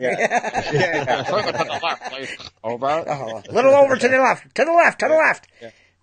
Or knock on someone's hotel. Hey, I got to come in and watch the window cleaner. Can you guys, get up and get out of bed while I watch the windows being cleaned? Can you do my insides, Mark? While you're in here, Mark, can you do my insides? You do me. I'm not going to use that big pole on my house. There we go. Then we went south. Yeah, for sure. Hey, listen, I get that. You're not going to use that pole on me, are you? That pole on you? No, I don't. No, I'm not going to use the pole on you. Where's your daughter? I can't imagine. I can't imagine some of the homes that I go into and like having a vacuum cleaner hooked up to my water-fed pole on the inside of someone's house. I do not ever envision a day that's ever going to happen. I love Phil. He's a great dude. Go to www.simpole.com if you want to buy a Simpole. They're pretty cool. But I will never hook a vacuum cleaner up to it to suck the water off the windows. It's never going to happen. You know what I mean? It's never going to happen. I actually have 2 clients' houses that I need a 40-foot ladder inside their house. Damn. That's ridiculous. Inside that's their where house. that carbon fiber trad pole's going to come in handy, man. I'm telling you. Dave, the window licker, actually asked a few maybe 5 or 10 minutes ago, what about the added weight with the trad pole, the fiberglass, or not the fiberglass, the carbon fiber pole that Zero's got out now. I actually have one sitting right here somewhere, right there. I've yet to use it more than a couple of hours, but I don't really, I mean, weight-wise, I really don't notice. Maybe it's because I'm so awesome and, But it's not a huge where the difference. weight comes in, it almost like there's not as much flex. So it's like choose one. And I would rather have a little bit heavier with no flex. Mm-hmm. Well, if it's flexing, it's changing the angle. So I'd rather have the weight. And the problem with that too is because we have these we do these leasing offices every month, and they're about 2 stories up. And again, it would just be a pain in the ass to get a water fed out there. And what the hell are you going to do during the winter? They don't have a water outlet. And they don't have a water outlet. So we tried it every time. And I'm not going to get the ladder out to do this. We do it every month. We can just use a pole. But anyways, in the beginning, we were trying to use aluminum poles to get 2 stories up, and we're like, holy crap, man, this is not working, because with the flex, it's obviously a problem because you're wasting a lot of energy on that flex. But it's the control that you have at the very end of the pole. With all that flex, you can't really. It's very difficult to control what your tool is doing up there. Yeah. And when you have like a carbon fiber pole, it's nice and rigid, and you can really control what the hell you're doing at that height. I think the one thing the reason why I wanted one when I saw it, because I mean we've been talking about it for. Me and Mark have been talking about it for several months about carbon fiber, like traditional pole, like for traditional work, not using my water-fed pole that I spent $2,000 on to clean traditional windows, beat the shit out of, something comparable to that, but just for traditional, 4/8 pole. The one thing that I like is that it doesn't have the window cleaner's bend in it, because everyone knows if you've got a street pole, that's what I call a 4/8 is a street pole. It's going to get that. But it's going to get that natural bend in it. It's going to wear your locks out. You're going to be changing your damn lock bushings all the time because it's, wore out because it's got that bow in it. The carbon fiber pole is going to get that. It's going to take that wear and tear out. So it may be initially a little more expensive out the gate, but in the long run, it's going to last you a whole hell of a lot longer, and it's going to be a lot more efficient. I use the aluminum still when I'm by myself. I'll use aluminum for like low stuff, just restaurants and stuff. But when I have to go higher, I switch to carbon fiber. And it's worth it to have it. Yeah, because let's be honest. I mean, if you've got a window just out of reach, like if I've got an 8-foot window, it's just a couple feet out of reach. I have to have a pole. You're not going to see the huge benefit of a carbon fiber pole. But you say you go even 10, 12 feet up. Yes, you're going to start seeing the benefits of using it. Because I know what's going to happen. Some guys are going to get that pole and be like, "What? I don't get it. Like it's heavier. I don't see the benefits here." I'm like, it really comes into play when you go higher and higher. You can drop. Listen, if you're normally using a 4-foot to 8-foot pole, you can drop a section off this pole too. Yeah. Yes. You can drop that third piece off. You don't have to have that on there. It's like it's broken down. It's only an inch taller than my 4/8. Yeah. And then it's light. It's definitely lighter than 4/8. Yeah. Well, and the thing is too, I want to tell when it comes up, because I know there's going to be more talk about that carbon fiber trad pole just in the industry, but I get it. Owners probably aren't going to throw their employees, here's a carbon fiber trad pole, and I totally get that. Like, I don't know if I'm going to. You know how many poles my guys have lost? Yeah, there you go. Just leaving it places? You're leaving it up against the wall. For a carbon fiber trad pole. I fell out of the back of my first carbon fiber trad pole fell out of the back of my truck, and then somebody ran over it, man. Yeah. Oh, no. They lost the aluminum pole because you were doing donuts in that parking lot. It was worth it. It was totally awesome. worth it. Yeah, it was worth it. I start my guys out with a full set of tools, including a pole, and I tell them, you're going to lose this pole, you're going to lose the scraper. Okay, the scraper I can live with because that's easy to leave. You put it on a windowsill, you walk away. The pole, they lean it on something, they go do an inside of a door, they talk to the customer. Next thing you know, they're walking to the truck, and they didn't bring the pole. Then they go back, and someone took it. And I tell them, the first time you work for me, you get this nice Garlac 4/8 pole. If not, you're going to be shopping. My guys all have Home Depot crap poles because I'm not buying them anymore. That's how it is, man. I'll buy you one green Unger. Yep. After that, you're a blue Unger guy. I tell them this. I want you to come to me in a year that this pole is so wore out it won't stay locked anymore, and I'll give you a brand new one because we made a lot of money with it. Right. But when you come to me and you lost it, go to Home Depot and get you another one. Right. I actually have a really good pole story because we're talking about poles first of all, and second of all, Reanna outed Luke in the donut and losing the pole. So about 7 or 8 years ago, we were on our way back going across the Bay Bridge coming back into town from the island. We're over on Put-in Bay, And we got those big Unger 5-section poles. We got 2 of them. I tighten mine all the way down. I always leave a hand space in between on those poles so I can get my hand on the pole to crack it. Mm-hmm. So I tighten mine all the way down, and Jeremy puts his on the ladder rack. But the very last section, he didn't tighten. Yep. You know what I mean? So he's got all 4 pieces tightened down real tight except for that very last section. And we get into town, and this old lady's in front of us, and she hits her brakes at a yellow light, and instead of, going through, he slams on the brakes, and that pole comes out of like a missile. It flies through her back window, out the front windshield. It would have impaled her. I'm not kidding. Yeah. It would have impaled her. So everyone out there, if you keep your ladder or your poles on your ladder rack, make sure they're tied down tight. Literally, if it would have been on the driver's side of the pickup truck, it would have impaled her. It went like a missile. Yeah, like a rocket through the back window and out the windshield. It didn't go all the way through, but it was halfway out of that sumbitch. Ew. I actually lost a ladder like that too. It hit the back of some dude's Cadillac, slid right off the ladder. We didn't bungee cord the ladder down, and it slid off and it blew this dude's car up. He was super mad, dude. He almost beat me up. I was too busy laughing. I think that's what pissed him off, is that I was laughing. I couldn't stop laughing. It was hilarious. He got out like, oh my God. I'm like, I'm sorry, man. He was like, my car! And I just couldn't stop laughing. It was hilarious. We were in Pittsburgh with I just bought the 28-foot ladder, so it's brand new. Uh-huh. But to get up on this house to do this gutters, we had to put it all the way up. So it's all the way stretched up. Josh is up there. Thunderstorm rolls in, takes that ladder, kicks it. That thing's had a bend in it ever since. But it came down, hit that lady's window, went through her screen, hit the potter plant, blew it up. We loaded the ladder and took off. Like, I can't pay for this. I'm gone. I'm from Columbus. Fuck it. Bye.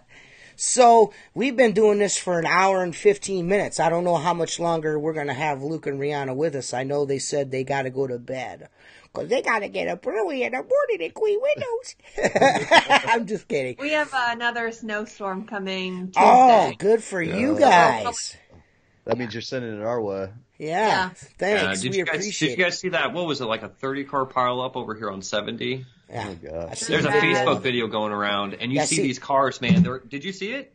Is that the one where the guy's sitting in the truck telling the woman to stay inside the semi-truck? Yeah, man. That was right over here. She's like, I'm getting out. He's like, don't get out of the truck. And there's cars flying by, just bang, bang, bang, bang. We're just going full on, like. We were driving home in that, not on 70, thank God, but you couldn't see. No. You couldn't see. So they couldn't see the wreck, so they're doing 50 right into the cars, man. Dude, we travel 70 a lot, but it's next time I see it, Mark, I'll tag you in it. It's insane, dude. I mean, like 18-wheelers going like 60 miles an hour, not stopping. It's unbelievable. Oh, my God. Friday, I was driving early morning, and I just went up over the hill before the curves, and I hydroplaned, like went sideways. It was bad. Well, I'm going to a funeral tomorrow night for a guy, one of the regulars at my buddy's restaurant. Hydroplane took it over, and he ended up drowning. That's weird. There's a lot of that going around. What a shitty way to die, you know? Yeah, I got a friend of mine passed away today. The guy that actually did the Squeegee Life logo that's on all the T-shirts and stuff like that, the guy that did all my tattoos, his wife found him dead this morning. So there's a lot of that going around. So what you want to make sure you do is bungee cord all your stuff down securely. Do not do donuts in the parking lot. Maintain 3 points of contact on a ladder, and live every day like it's your last. That's my advice to everyone. You know what I mean? You never know. You never know. Yeah, you never know. That's the thing. Well, it's snowing in Hawaii now, so it's only a matter of time before the global warming gets us all.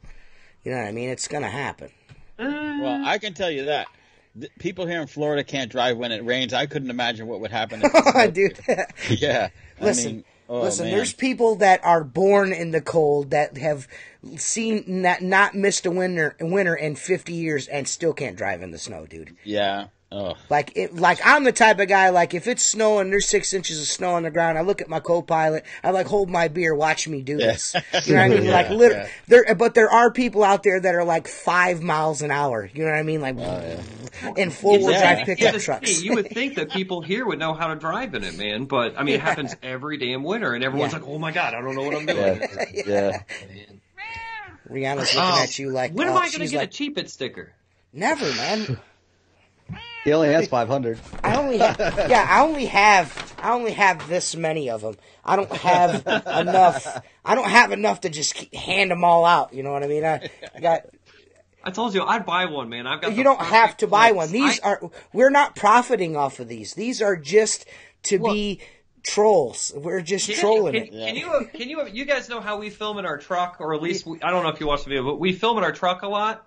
Yeah. Right back here in the back left. I got you. I gotta send it. I got you, man. I got you. Matter of fact, we've already spoken about it. I told Reanna likes t-shirts, so she's gonna get a t-shirt, and I'm gonna make sure that you guys get some Cheap It stickers and a Squeegee Life sticker, because I'm that kind of guy.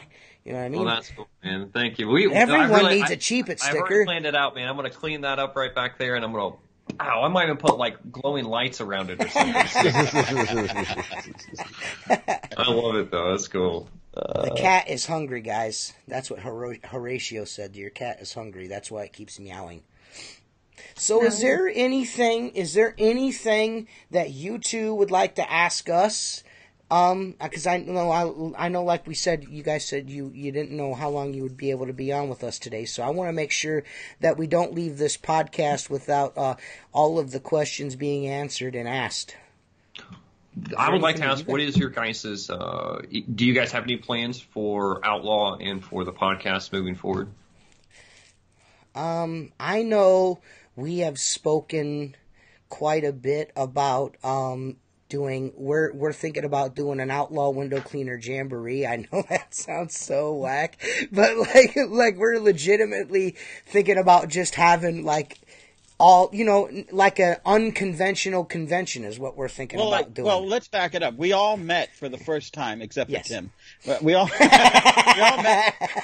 met for the first time in Kansas City, where you guys are for that event, and it quickly became not about that event, but about hanging with each other and just laughing. So, when we all got home and the dust settled, it was discussed, hey, we really should just get together. Not window cleaning. It doesn't have to be about equipment. That would be always part of it because that's what we all do. Yeah. But just to hang out, some genuine friends, because I can speak for myself only, obviously. When I met TJ, there were no surprises. It was like I knew him for 20 years because there was nothing that I didn't know, and I was not surprised about anything, and I wasn't let down about anything. Okay, so it was like almost like family. So we said, we don't need an event that someone's putting on to do this. So when the time is right, it's So we're putting on our own event. Yeah. Long story short. If you haven't noticed, Mark likes to talk about stuff. Invited. Yeah. So. Yeah, I mean, all in all, I had a great time in Kansas City, Missouri. I mean, once I got away from all of that negativity and all that horse shit that was going up at the store, I had a great time. I mean, we sat in the parking lot the 2 nights that we were there until like 2, 3 o'clock in the morning. We had more fun in the parking lot of the hotel than we did anywhere else. We had such a good time. So we were like, it would be cool if we could just get together and just hang out.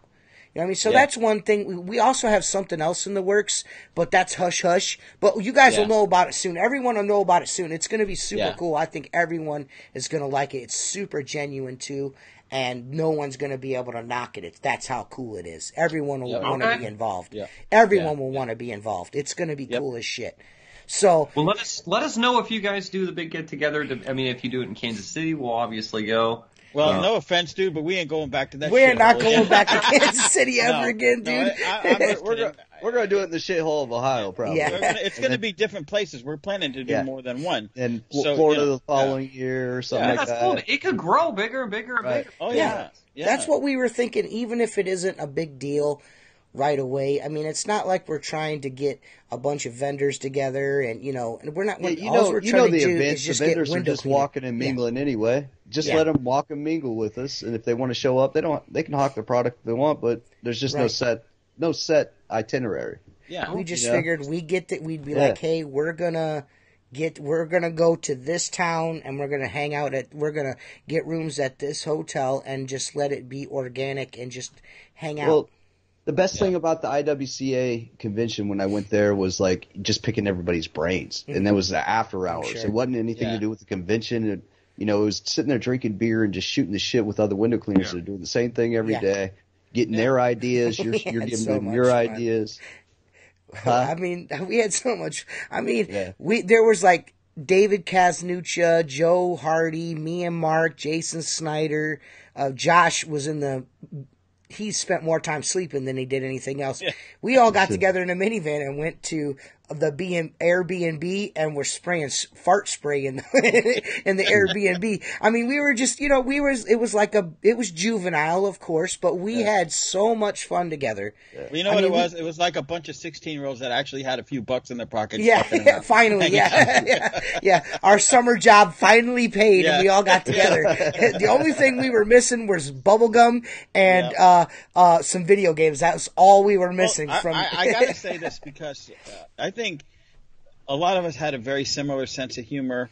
Mm-hmm. A lot of us come from just different areas, but there wasn't a time when people were together that someone didn't notice something going on that was hilarious. Yeah. You know what I'm saying? I didn't always see it, but TJ did. Right. And vice versa. So it was like we laughed the whole time. Yeah, it was so much fun. It was fun. Yeah. It's like summer camp. So will any of you guys be going to the huge convention? I've actually thought about it. Yeah. Really? Yeah, I'm actually thinking about it. Yeah, but it's in Missouri, and that's a problem. That's a problem. I swore I would never go back to Missouri.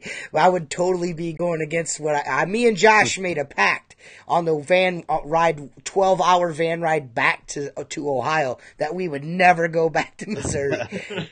And like as soon as I seen it was in Missouri, I was like, shit, you know what I mean? And I got people asking me like, hey man, are you going to go? And I'm like, oh man, I said I wouldn't go back. But I don't know. I'm thinking about it. Are you guys going to go?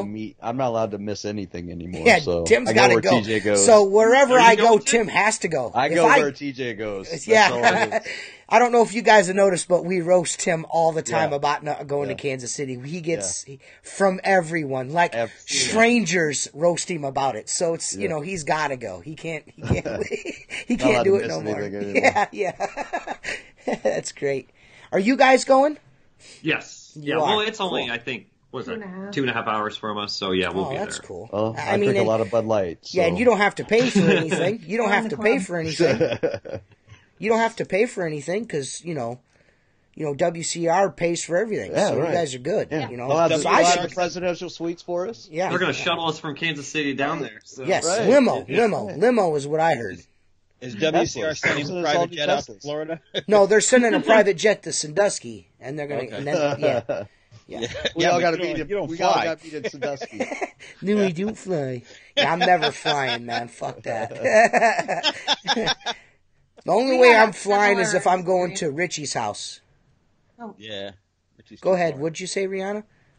We had a similar experience because we didn't go last year. We went the year before the huge convention, and like the best time we had was like sitting around the pool with like Mike Nichols, drinking beer, hanging out. Like it was great. Yeah. Right.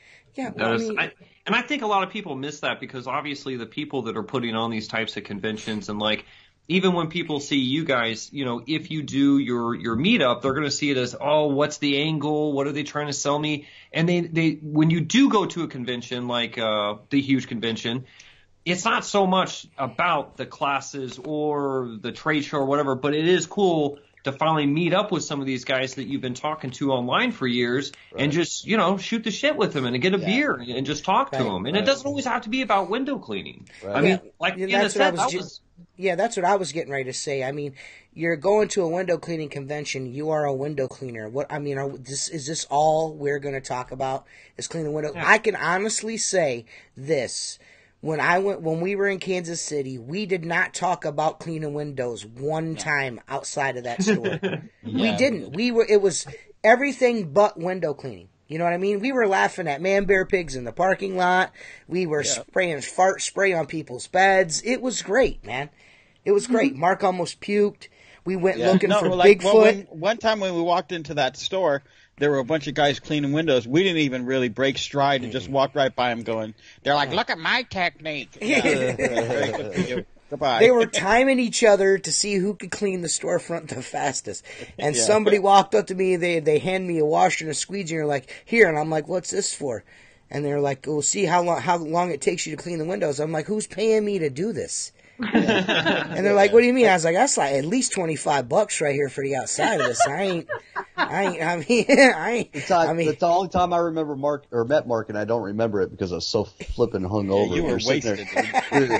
Dude, that's all we did was drink at that convention. But your beard was long, right? It was longer. I walked up and stood next to him, not knowing who he was. I was new to this whole thing, and I'm like, this dude right here, I thought I might Willie Nelson him. This dude here has been, I said, this man has been partying. Yeah, well, me and Mark talked after that, and Mark's like, hey man, that's the dude from the videos. And I'm like, yeah. He goes, shit, I was standing right next to that guy. And Tim's like, what? He's like, yeah, dude. And then he describes the situation, and Tim's like, dude, I'm sorry, I was hungover. Yeah, we were doing they were doing that fastest window cleaner thing, and Mark and I sitting there shaking our head, dude. Yeah, well, I walked up to Tim, and you didn't know, I got a big mouth. Sometimes I say the wrong thing, and I didn't even know Tim, and I'm watching these guys. I think it was either, they were doing the fastest window cleaner, and I looked at Tim, and I go, well, I'm going to go out on a limb here and say something that I think is funny. I go, these guys must be here for the carpet cleaning convention. It was bad. So I got to, it was the skills, not terrible. Speaking of fast and tools and all that stuff, now maybe I'm wrong about this, but I feel like there's a difference and differing opinion between preferred window cleaning tools between Reanna and Luke. Do you guys have two different styles, or do you guys do the same things? I mean, do you prefer one set of tools over the other, Reanna? Or is what in Luke's tool belt in your tool belt, or vice versa, or do you guys tend to stray? For the most part, Huh?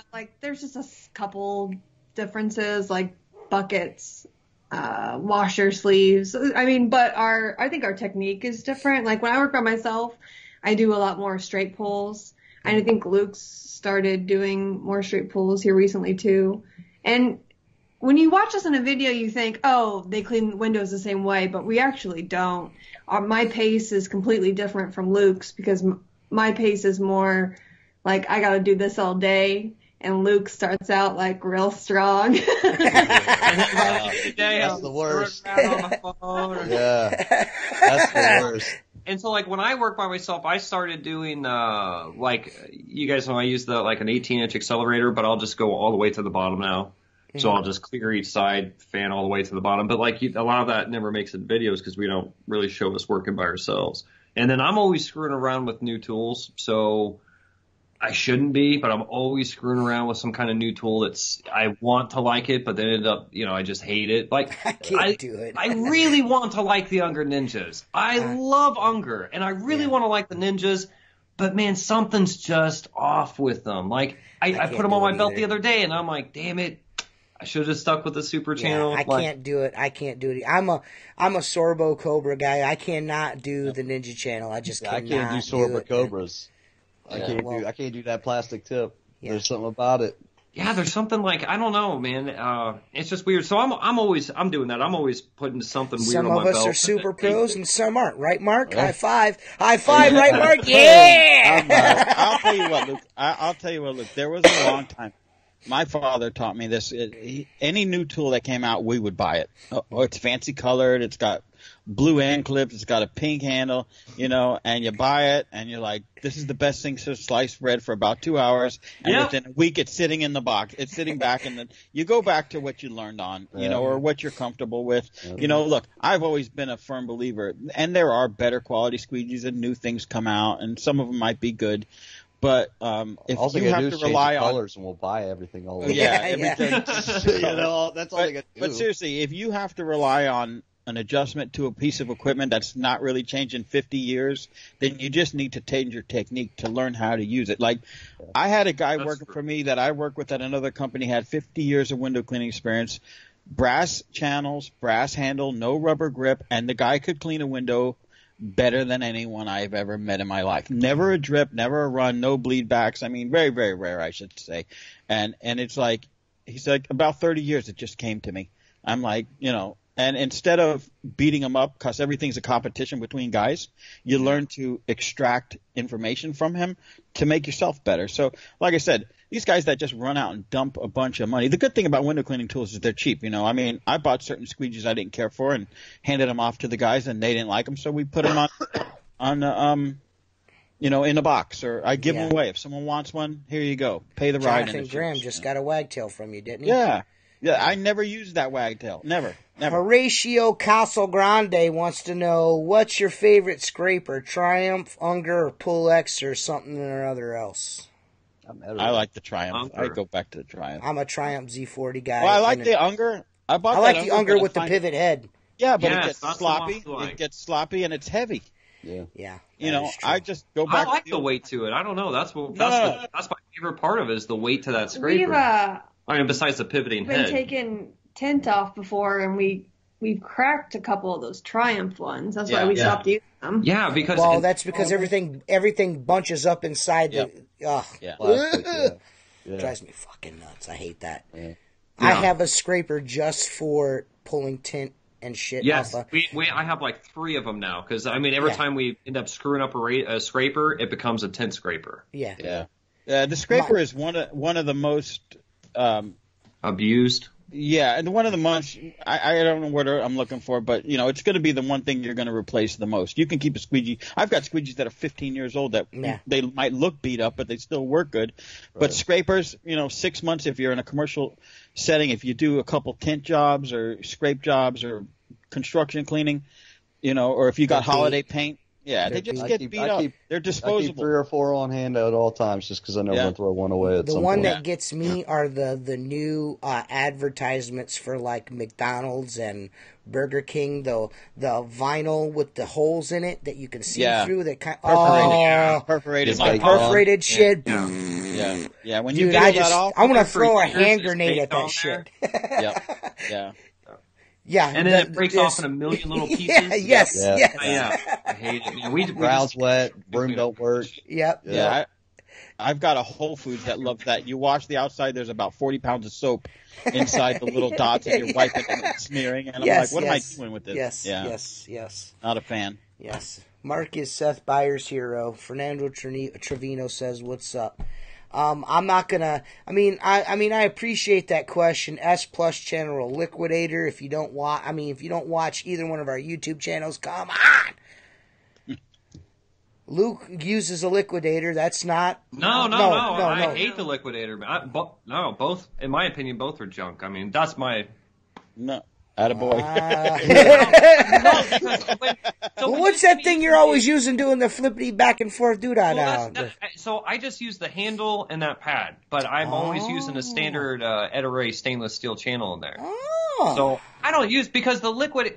Look, Bob Hatt, just like we were talking about, Bob Hatt preaches this, and when we met him in person, that guy is amazing with that tool. You see him using it, and you're like, I can do that. That looks great. Everything looks great. But then you have to completely relearn how to use a squeegee to use that tool correctly. But he's a master with it, and that's like going to Guitar Center and seeing Eddie Van Halen using a specific type of guitar and go, I need that guitar. But that's what we were saying about using different tools, is you have to adjust your technique, and Bob preaches that all the time. The thing is, I just don't want to, and I like my technique, and that's why I stick with the standard channel. So no, I don't use the liquidator. Okay, using it.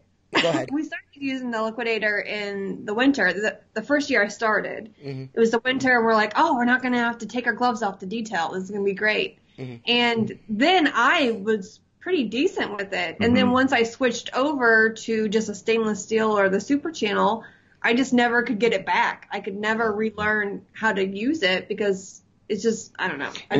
For us, and this is what I was trying to explain to Bob, for us, that liquidator works really well, because when you go over to Europe, you see that, they're pretty big on their windows. They really are. So all their windows are nice, brand new, PVC framed, perfect gasket windows. And that thing, the Liquidator works amazing on that type of window. Right. But when you come over here and you've got wooden framed windows, you know, these windows over here, the frames are all beat up or whatever it is. They got the big rubber gasket on the exactly. Forget about it. It does not perform very well, at least for us. I bet Bob could probably prove me wrong, but it just doesn't perform well. I can tell you right now, I trained a guy, my sister's boyfriend worked with me this year, and he picked up the Liquidator, and he's a fucking beast with it. I can't use it for shit. But you put a regular squeegee in his hand, and he sucks. But if you put that in his hand, he's awesome with it. I'm like, dude, it doesn't make sense. And it's all because of that's what he learned on. Right. That handle and that channel is what he learned on, and he's awesome with it. You know, so I guess you're right. It's just all depends on, you know, what you start out with. Now, he always complains when it digs into gaskets, but I try to explain to him, but he doesn't want to listen. So I just let him do whatever he wants to do, and I just end up doing the windows for him anyways because he's slow. I don't know. There was a lot of hype when that Liquidator came out, so of course, because I've got OCD, I buy 2 of everything. So I bought an 18 and a 22, the handle and the channel.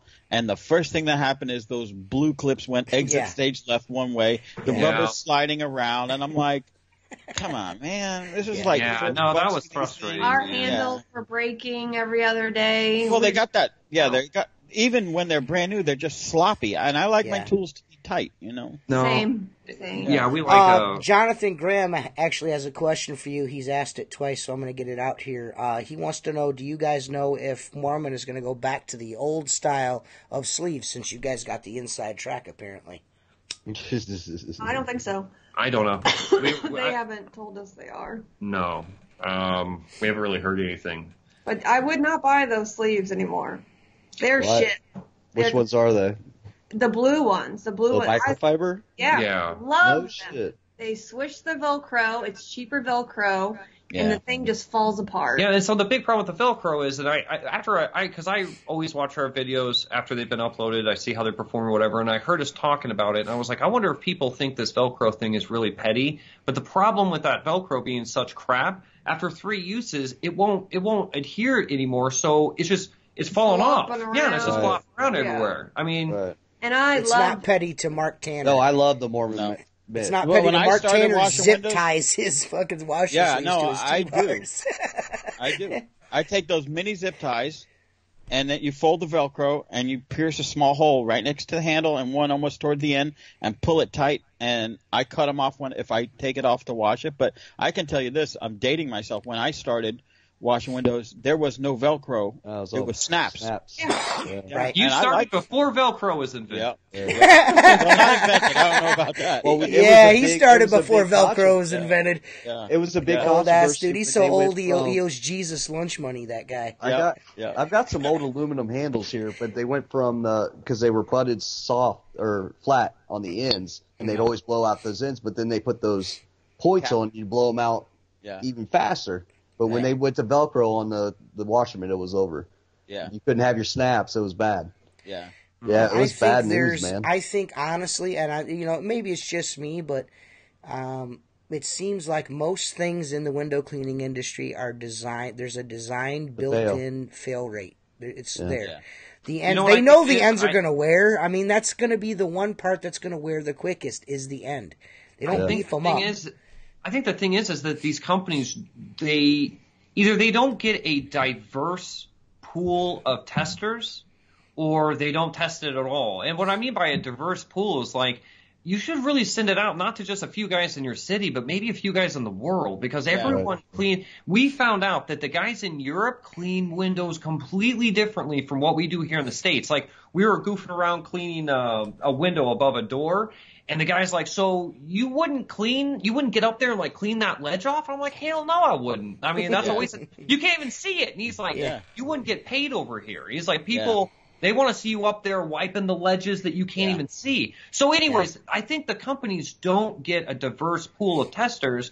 So they get these small group of guys that all do things pretty much the same way, and then they start missing things. And I think we made it clear kind of in that video that all this private message stuff, we're just not down for that anymore. Yeah. And so the only interaction we've had with Mormons since then was they commented on the video and they're like, well, we changed this because people asked for it. And I don't think anyone asked for the Velcro to be cheap. You know, they might have asked for the two. Please make it not last. Yes. Hey, when you make this gunslinger, can you make sure that it leaks, please? Thank you. Yeah. You know, there's just things that just don't happen like that. You know what I mean? Gunslinger, no, you guys are missing the point. A leaky gunslinger is good if you get lost, because all you got to do is follow the. So I want to know, Mark. You've actually had almost a whole week now with your test, with your test model. What do you think? I've said this. Okay. What? Okay, now I know you have a prototype, Yeah. Tim and T. You have a prototype. I don't think Luke and Rihanna have prototypes. I want to send my I'm just going to prototype say you this. guys. I'm going to say this. What everybody else outside of you guys and Jason Lehman and a few others, y'all ain't got gunslingers. The gunslinger that Richie Blue sent me, which was a prototype to the prototype, is amazing. It is 100% different. It is light years, you know? Yeah. It is light years away. That's what we've heard from everybody, man. Our friend Jordy, I think he has a version of that. He's got the original tip jar, Yeah, and he loves it. We sent him our gunslingers because he likes it, and it would be a good comparison. He can compare from, you know, the tip jar to. Yeah, and he doesn't really have any bias or anything, you know, so he can go either way.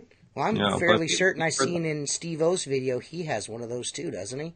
The tip jar? Yeah, he has a tip jar too. Yeah. He may have a second gen. I'm not sure. He might. I'm not sure. He loved his tip jar. Well, and I know Steve O also. I mean, he likes certain things about the gunslinger, but I mean, just seeing all the gunslingers Steve O has, because man, he's got like 10 of them. It seems like, but that dude dropped some cheese on those things. Yeah, he did. But you see that the inconsistency of the makes, like they're all a little bit different, and they're all falling apart in different ways. It's really weird. And then he said the new 2.0 one is just junk. I don't know. That's the 1.1 that they're putting out now. They have changed the dimensions on it. The 1.1, the dimensions have changed. You can't get, like I use Unger Monsoon, the Ninjas, the black and white sleeves. That's what I use every day. And they are considerably a lot larger diameter than probably most. But when I slide my washer into my gunslinger now, it erupts over the sides compared to my prototype where it doesn't. There's the tolerance is there for it to go in without like ring it. The 1.1 rings the mop out down the side of the gunslinger. Yeah, that's let me tell you, my prototype, and Richie said that he wasn't happy with my prototype because of the way. If you laid the gunslinger, if this is the back and you put your tools here, it had a slight bow to it, but that actually works better because it conforms to your leg. You know, I thought the gunslinger was rubbing the back of my leg, and that one doesn't do it. Did you guys say this? But I know we heard this the other day, or maybe it was Reanna. I can't remember who said it, but what we thought was so funny is that Perry's been saying how what is it, the bob's dead, right? Yeah. But the hard bob, the plastic bob is dead. Yeah. So Perry couldn't get Richie's design right. So what did he do? He went and covered it in plastic. Yeah. Isn't that kind of ironic? It's like you couldn't get it right, so it's not dead. It's just like the plastic Boab and the tip jar had a baby. It came out and started like I like that plastic fabric Boab now. My favorite part is he spent all that money on those boxes, and every single one of them were the Gung, G-U-N-G. Oh, no way. Yeah, dude, I'll have to look for the box, but it's the Gung Slinger. The Gung Slinger. Man, I think that guy is a pretty slick guy when it comes to marketing, but it's just missed the boat on that, dude. But I think some things, like, he's so crazy that, like, things blow by him. Like, I don't know. It's really crazy. But do you guys agree that's a little ironic about the because now he's just covering it in plastic, right? Listen. They're trying to stop it from leaking and spraying it with a bunch of smelly. Because I've heard they all smell really bad. Dude, they stink so bad, dude. Yeah. Probably cancer agents coming at you. Yeah. You're gonna send back the Agent Orange we dropped over the years. Unbelievable. We'll start marketing that. This is the Agent Orange bow. He's got that atomic resin or whatever. Now he's got the Agent Orange Boab. Stop it, Agent Orange Boab. Unbelievable. This is just weird. This is just going off the rails. Yeah. I will say this. When I've got my and this is I wanted to say this. Jonathan Graham had a conversation with not Richie, but Perry, about the 1.1. What they did is they've taken tent glue. It's the glue that they do seams and stuff with and waterproofing on tents. That's what they're using to stick to on the inside of the tip jar now. I think why doesn't he just make it like Richie made the thing? Because they are This is a common misconception. He's like fighting the system, Like I don't understand why. I don't want to do shit right. No, the problem is twofold. The first is What'd she say? Sorry, I got to say something. Okay, you've all seen this, right? Yeah. So you're going down the road, and maybe if you have a kid in the car, he goes, "Look, Daddy, a Lambo," and you look over and you're like, "It kind of looks like a Lambo." But it's not really a Lambo, and then it takes off and it sounds like a Volkswagen Bug. Yeah, that's what he's building. Yeah, it's a kit car.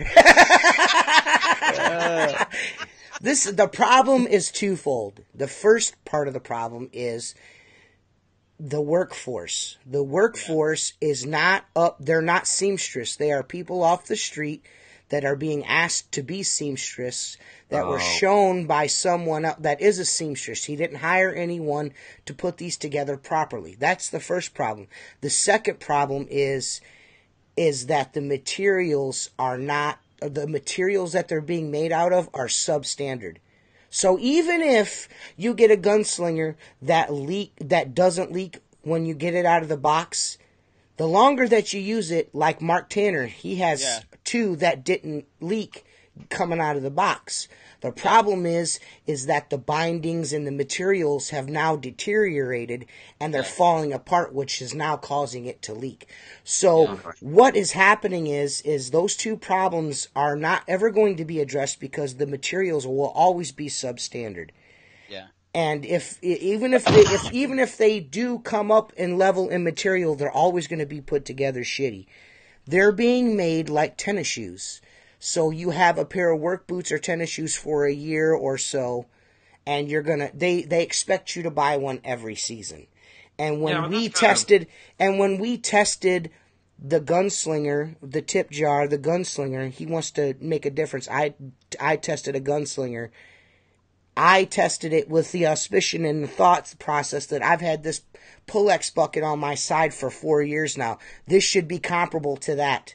You know what I mean? I could see, especially considering that I'm paying $100 for it, it should last at least as long as that plastic Boab does. Man, you would hope so, man. You would hope so. Right. You know what I mean? Well, and the thing is and I've always thought about this, what about the companies that are like supplying or decking out like a crew of 10 guys with those?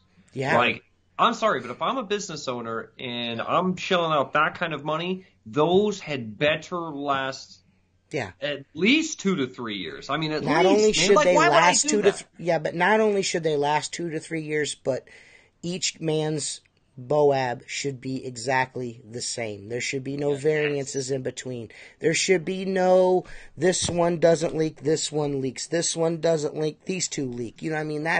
They should all be across the board the same thing, consistent. You know what I mean? Because we are in a business of consistency. And if you're consistent and you do the same things over and over again, repetitive, we expect the same thing from our tools. Well, let me tell you one more thing. I don't think that's too much to ask. The ones that I bought, I have 4 of them, and there's only one now that's that's not leaking. One of them developed a leak at like 32 days. One leaked before I even strapped it to myself because I tested it. Okay, one leaked in like 2 weeks. All of them, the bindings are falling off of them. But the one thing I noticed between the one that Richie sent me is the back of it is never cold. So the Gunslinger, I always wear shorts, and the Gunslinger always felt like it was leaking because it's cold because of the water in it. This new one doesn't get cold on the backside at all because, A, better materials, more insulating properties, and I would venture to say those ones that are cold are leaking from within. And then it only takes some stress on the stitching or some degradation of the material inside, and then it weeps out, and that's it. Yep. It's gone. So it's over. Do you guys put water in the bucket? No. So it's just coming off your mop. That's right. Yeah, it's just when I dip my washer, I wring it out. I don't wring it out into the bucket. I'll be honest. I swing it on the damn ground, right. and then I stick it in my. So whatever water it retains is the water that is left over in the mop. Yeah. Or I catch with my squeegee. It goes back in and it maintains that water usually until I dump it out. Okay. I have to say one thing, and I don't want to drum on about it. We can change subjects or whatever. We got to go soon, but is he really selling baffle sponges for $4.95? Yes, dude. That's the company that will sell the paperclip. Like, Mark's getting ready to go get one, but that to me is ridiculous. It's gross, man. It's really, that to me is, not only, I mean, you see the size of it there, but when it's done, it looks like a friggin' couch cushion. Once it gets wet, it is humongous, dude. It's ridiculous. Selling those for $4.95 is such an obvious money grab. It smacks in the face of I need money. Sorry, I saw something about that the other day, and I'd never heard that before. I thought he was just giving it to people. No, I didn't know that he was selling you the baffle. They're definitely selling them. Well, here's the thing: when I got my Gunslinger, I didn't come up with the idea of the sponge, but I had heard it, and it came out that it's not my idea. So, but a buddy of mine that bought a Gunslinger, we each bought large sea sponges and cut them in half, and that's what stalled. I did with mine. People are like, "Oh, just put a sponge in it; it won't leak." It has nothing to do with the leak; it has to do with the sloshing. And I found that honestly, a small half of a sea sponge was nice because you could take it out and wring it out on your mop and carry water, And I kind of got used to that. Well, the tip. The Gunslinger that Richie sent me does not like a sponge at all. It doesn't work right with the sponge. But when I was in Kansas City, they handed me a couple of these shrink wrap packages that were like the size of a small pack of gum. Well, when you cut that open, because I was like, what is this? It looks like a sponge because it's vacuum sealed. When you cut it open, this is what you get. Okay, now look at the size of my hand. Right? Yeah. We made this one into SpongeBob. So you're telling me that this is going to go in. This is bigger than the whole pocket on the Gunslinger. Yes. You know what I'm saying? So this sits by the kitchen. We use it to wipe. You just have to use the reach it two technique bin fold. You have some crazy things for you. Have to single pass, man. I'm going to throw this under the bus. This is the only sponge, and I swear to God, anyone who has one, give this a try. Put this in a bucket of water and watch what happens. It floats and it absorbs absolutely nothing. I don't know. It's nothing. It's zero. Nothing. Look. You can squeeze it like this after being in a bucket, and it does. And it will not. It will not. Yeah. No, it's Yeah. This is called not $4.95. Sponge. It's simulated sponge. It's simulated a fake sponge. It's real bad. Exactly. Actually, we actually went way longer than I thought we were going to. You guys stayed for the whole show. Yeah. The whole show. Whoa, that was fun. You guys are easy to talk to. Yeah. Awesome. You guys are easy to talk to. I just want to say that I'm glad that we did this. I think it's awesome for the window cleaning community that none of us are at each other's throats anymore. We can focus on other things like getting quality tools in the hands of hardworking window cleaners. That's what I think. Absolutely. And I think that's what we're all gonna try to focus on here forward. And I just want to thank you both for coming on the show. Thanks for having us. Thank you. Can I just say, if you if anyone out there likes Reach It products, good for you. I don't hate you. We don't have to fight about it. I don't have a problem with you. I have a problem with Perry Tate. So it's not that shouldn't divide us either, whether it's that's important. You know, Eric or whoever else. Right. It's just not. That's not important. I'm not attacking him. I'm attacking a company. Yeah. So I just don't think that needs to. I think that a lot of people get those commingle. They think, well, I have all of this, like I own all my water fed pole equipment is Reach It shit. You know what I mean? So, if we're taking it to that level, then Mark and Tim should not want to be friends with me. You know what I mean? That's ridiculous. That's ridiculous. Some of the brand loyalty is so crazy. It's like, and I know what people are probably going to say. Well, you guys are so loyal to WCR, but we've created friendships over there, and it's more like our friends. But at the same time, if you don't like the zero poles, if you don't like, window cleaner resource, cool. Yeah, we don't have to hate each other. Look, you guys, the one thing that you got to understand is like that old guy, John, that I worked with and eventually worked with me, had 50 years experience. If you went to him and said, that squeegee you're using is a piece of shit, he would laugh at you and go, okay, and keep washing with it. It's the internet. It's the internet. It's the social media that has done that. There's nothing else to do. For me, look, I've got probably, I don't know, thousands of dollars worth of Reach It equipment, and I like a lot of their stuff. I'm not going to deny that. But when you screw somebody who does what I do to make a living, okay, a window cleaner, not this guy that's on the Forbes list. This guy is washing storefronts to make his living. He had a dream, a passion, a desire, and he made a bad decision. Let's just put it that way. But when you throw him under the bus, I think you're throwing me under the bus. So I can't support it. Bottom line. Yeah, bottom line. Yeah. Bottom line, because at the end of the day, this is what we all do to feed our families, and make our livings, pay our bills. And we're going to do that with any kind of tool that gets us there to the end of the day. You know what I mean? And if there's a guy out there that's on the glass every day that has a really good idea and he takes it somewhere and has it manufactured and the guy doesn't want to pay him or make the product in a proper manner, and you support that, to me, I mean, I feel like you're a chump. But that's just my personal opinion. That's just my personal opinion. Because you are supporting someone screwing over someone just like you. And that's just, to me, I can't support that. I can't get behind it. I was in the conversations with Perry and Richie. I was the one that hooked them up, that got them involved and so heard you can imagine how Tim I would feels. Never. Oh, dude. Tim beat himself up over that for a while. Still doing that. You didn't know, man. I mean, but to the point that he promised this wasn't a Bob Hat situation with the, it wasn't a situation like that he was going to take care, because he wanted to do this with everybody. So, I mean, the guy sold it well, so I would have signed the contract too, Yeah, he's good at what he does. Yeah. He's good at selling you Perry was going to send us free stuff. I mean, I've still got the sound bites. It was a long time ago, about 2 years ago, Perry had heard that we were slandering Reach It, and so he gets a hold of us, and he says, blah, blah, blah, blah, blah. He sees that it's not slander. I just told someone that I've never used their stuff, so I can't really, I can't tell him how it is. But anyways, at the end of the conversation, he's like, well, let me get you a whole Reach It package. And we're like, no, thank you.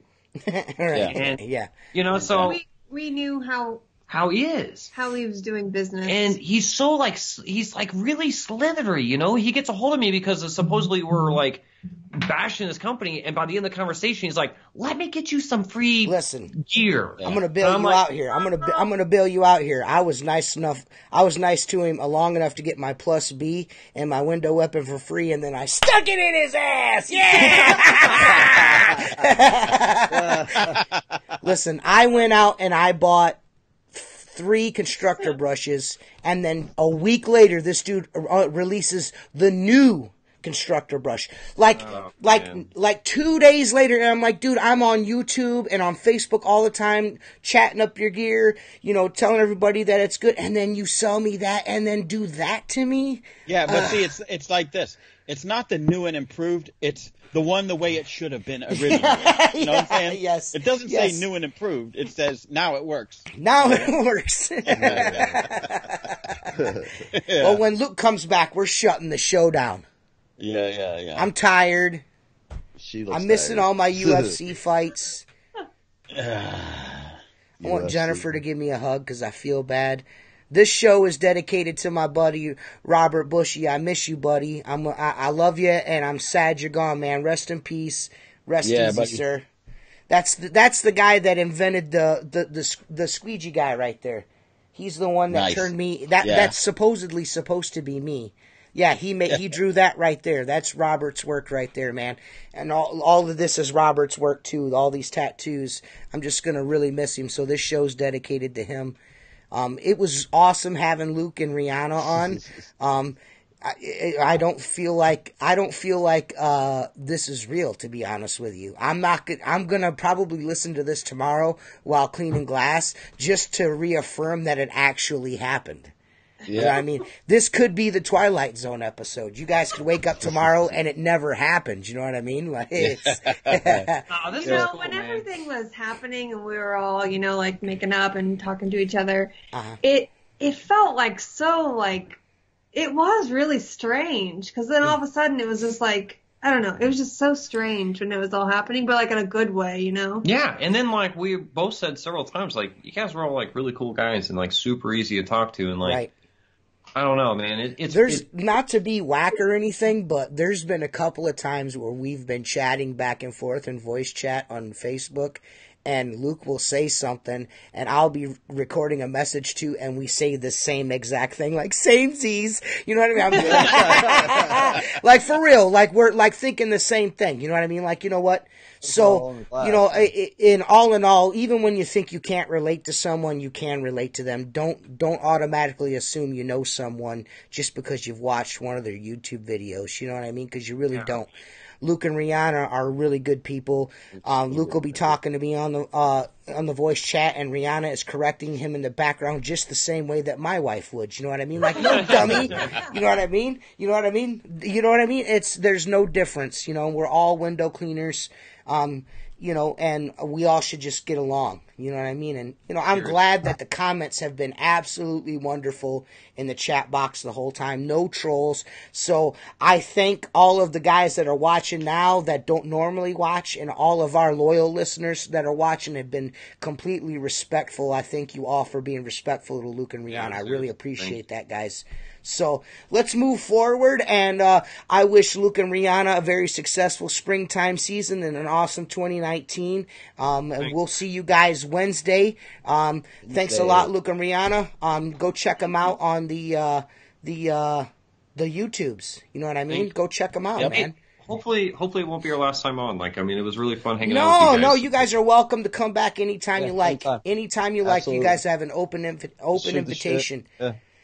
And before we go, I want to tell you guys that if you go, and this goes for all the Outlaw Window Cleaner guys, the network guys on Facebook, purewaterpower.com is giving away to the guys in our window cleaning group. If you're a member of Outlaw Window Cleaner group, they're giving away a window cleaning package, a pure water fed pole package. All you have to do is go to their Facebook page, give it a like, screenshot your like, and then post it on Outlaw Window Cleaner. You guys will see the post. You post it in there, and then next Sunday we'll do a drawing, and you will win what's on the screen right now.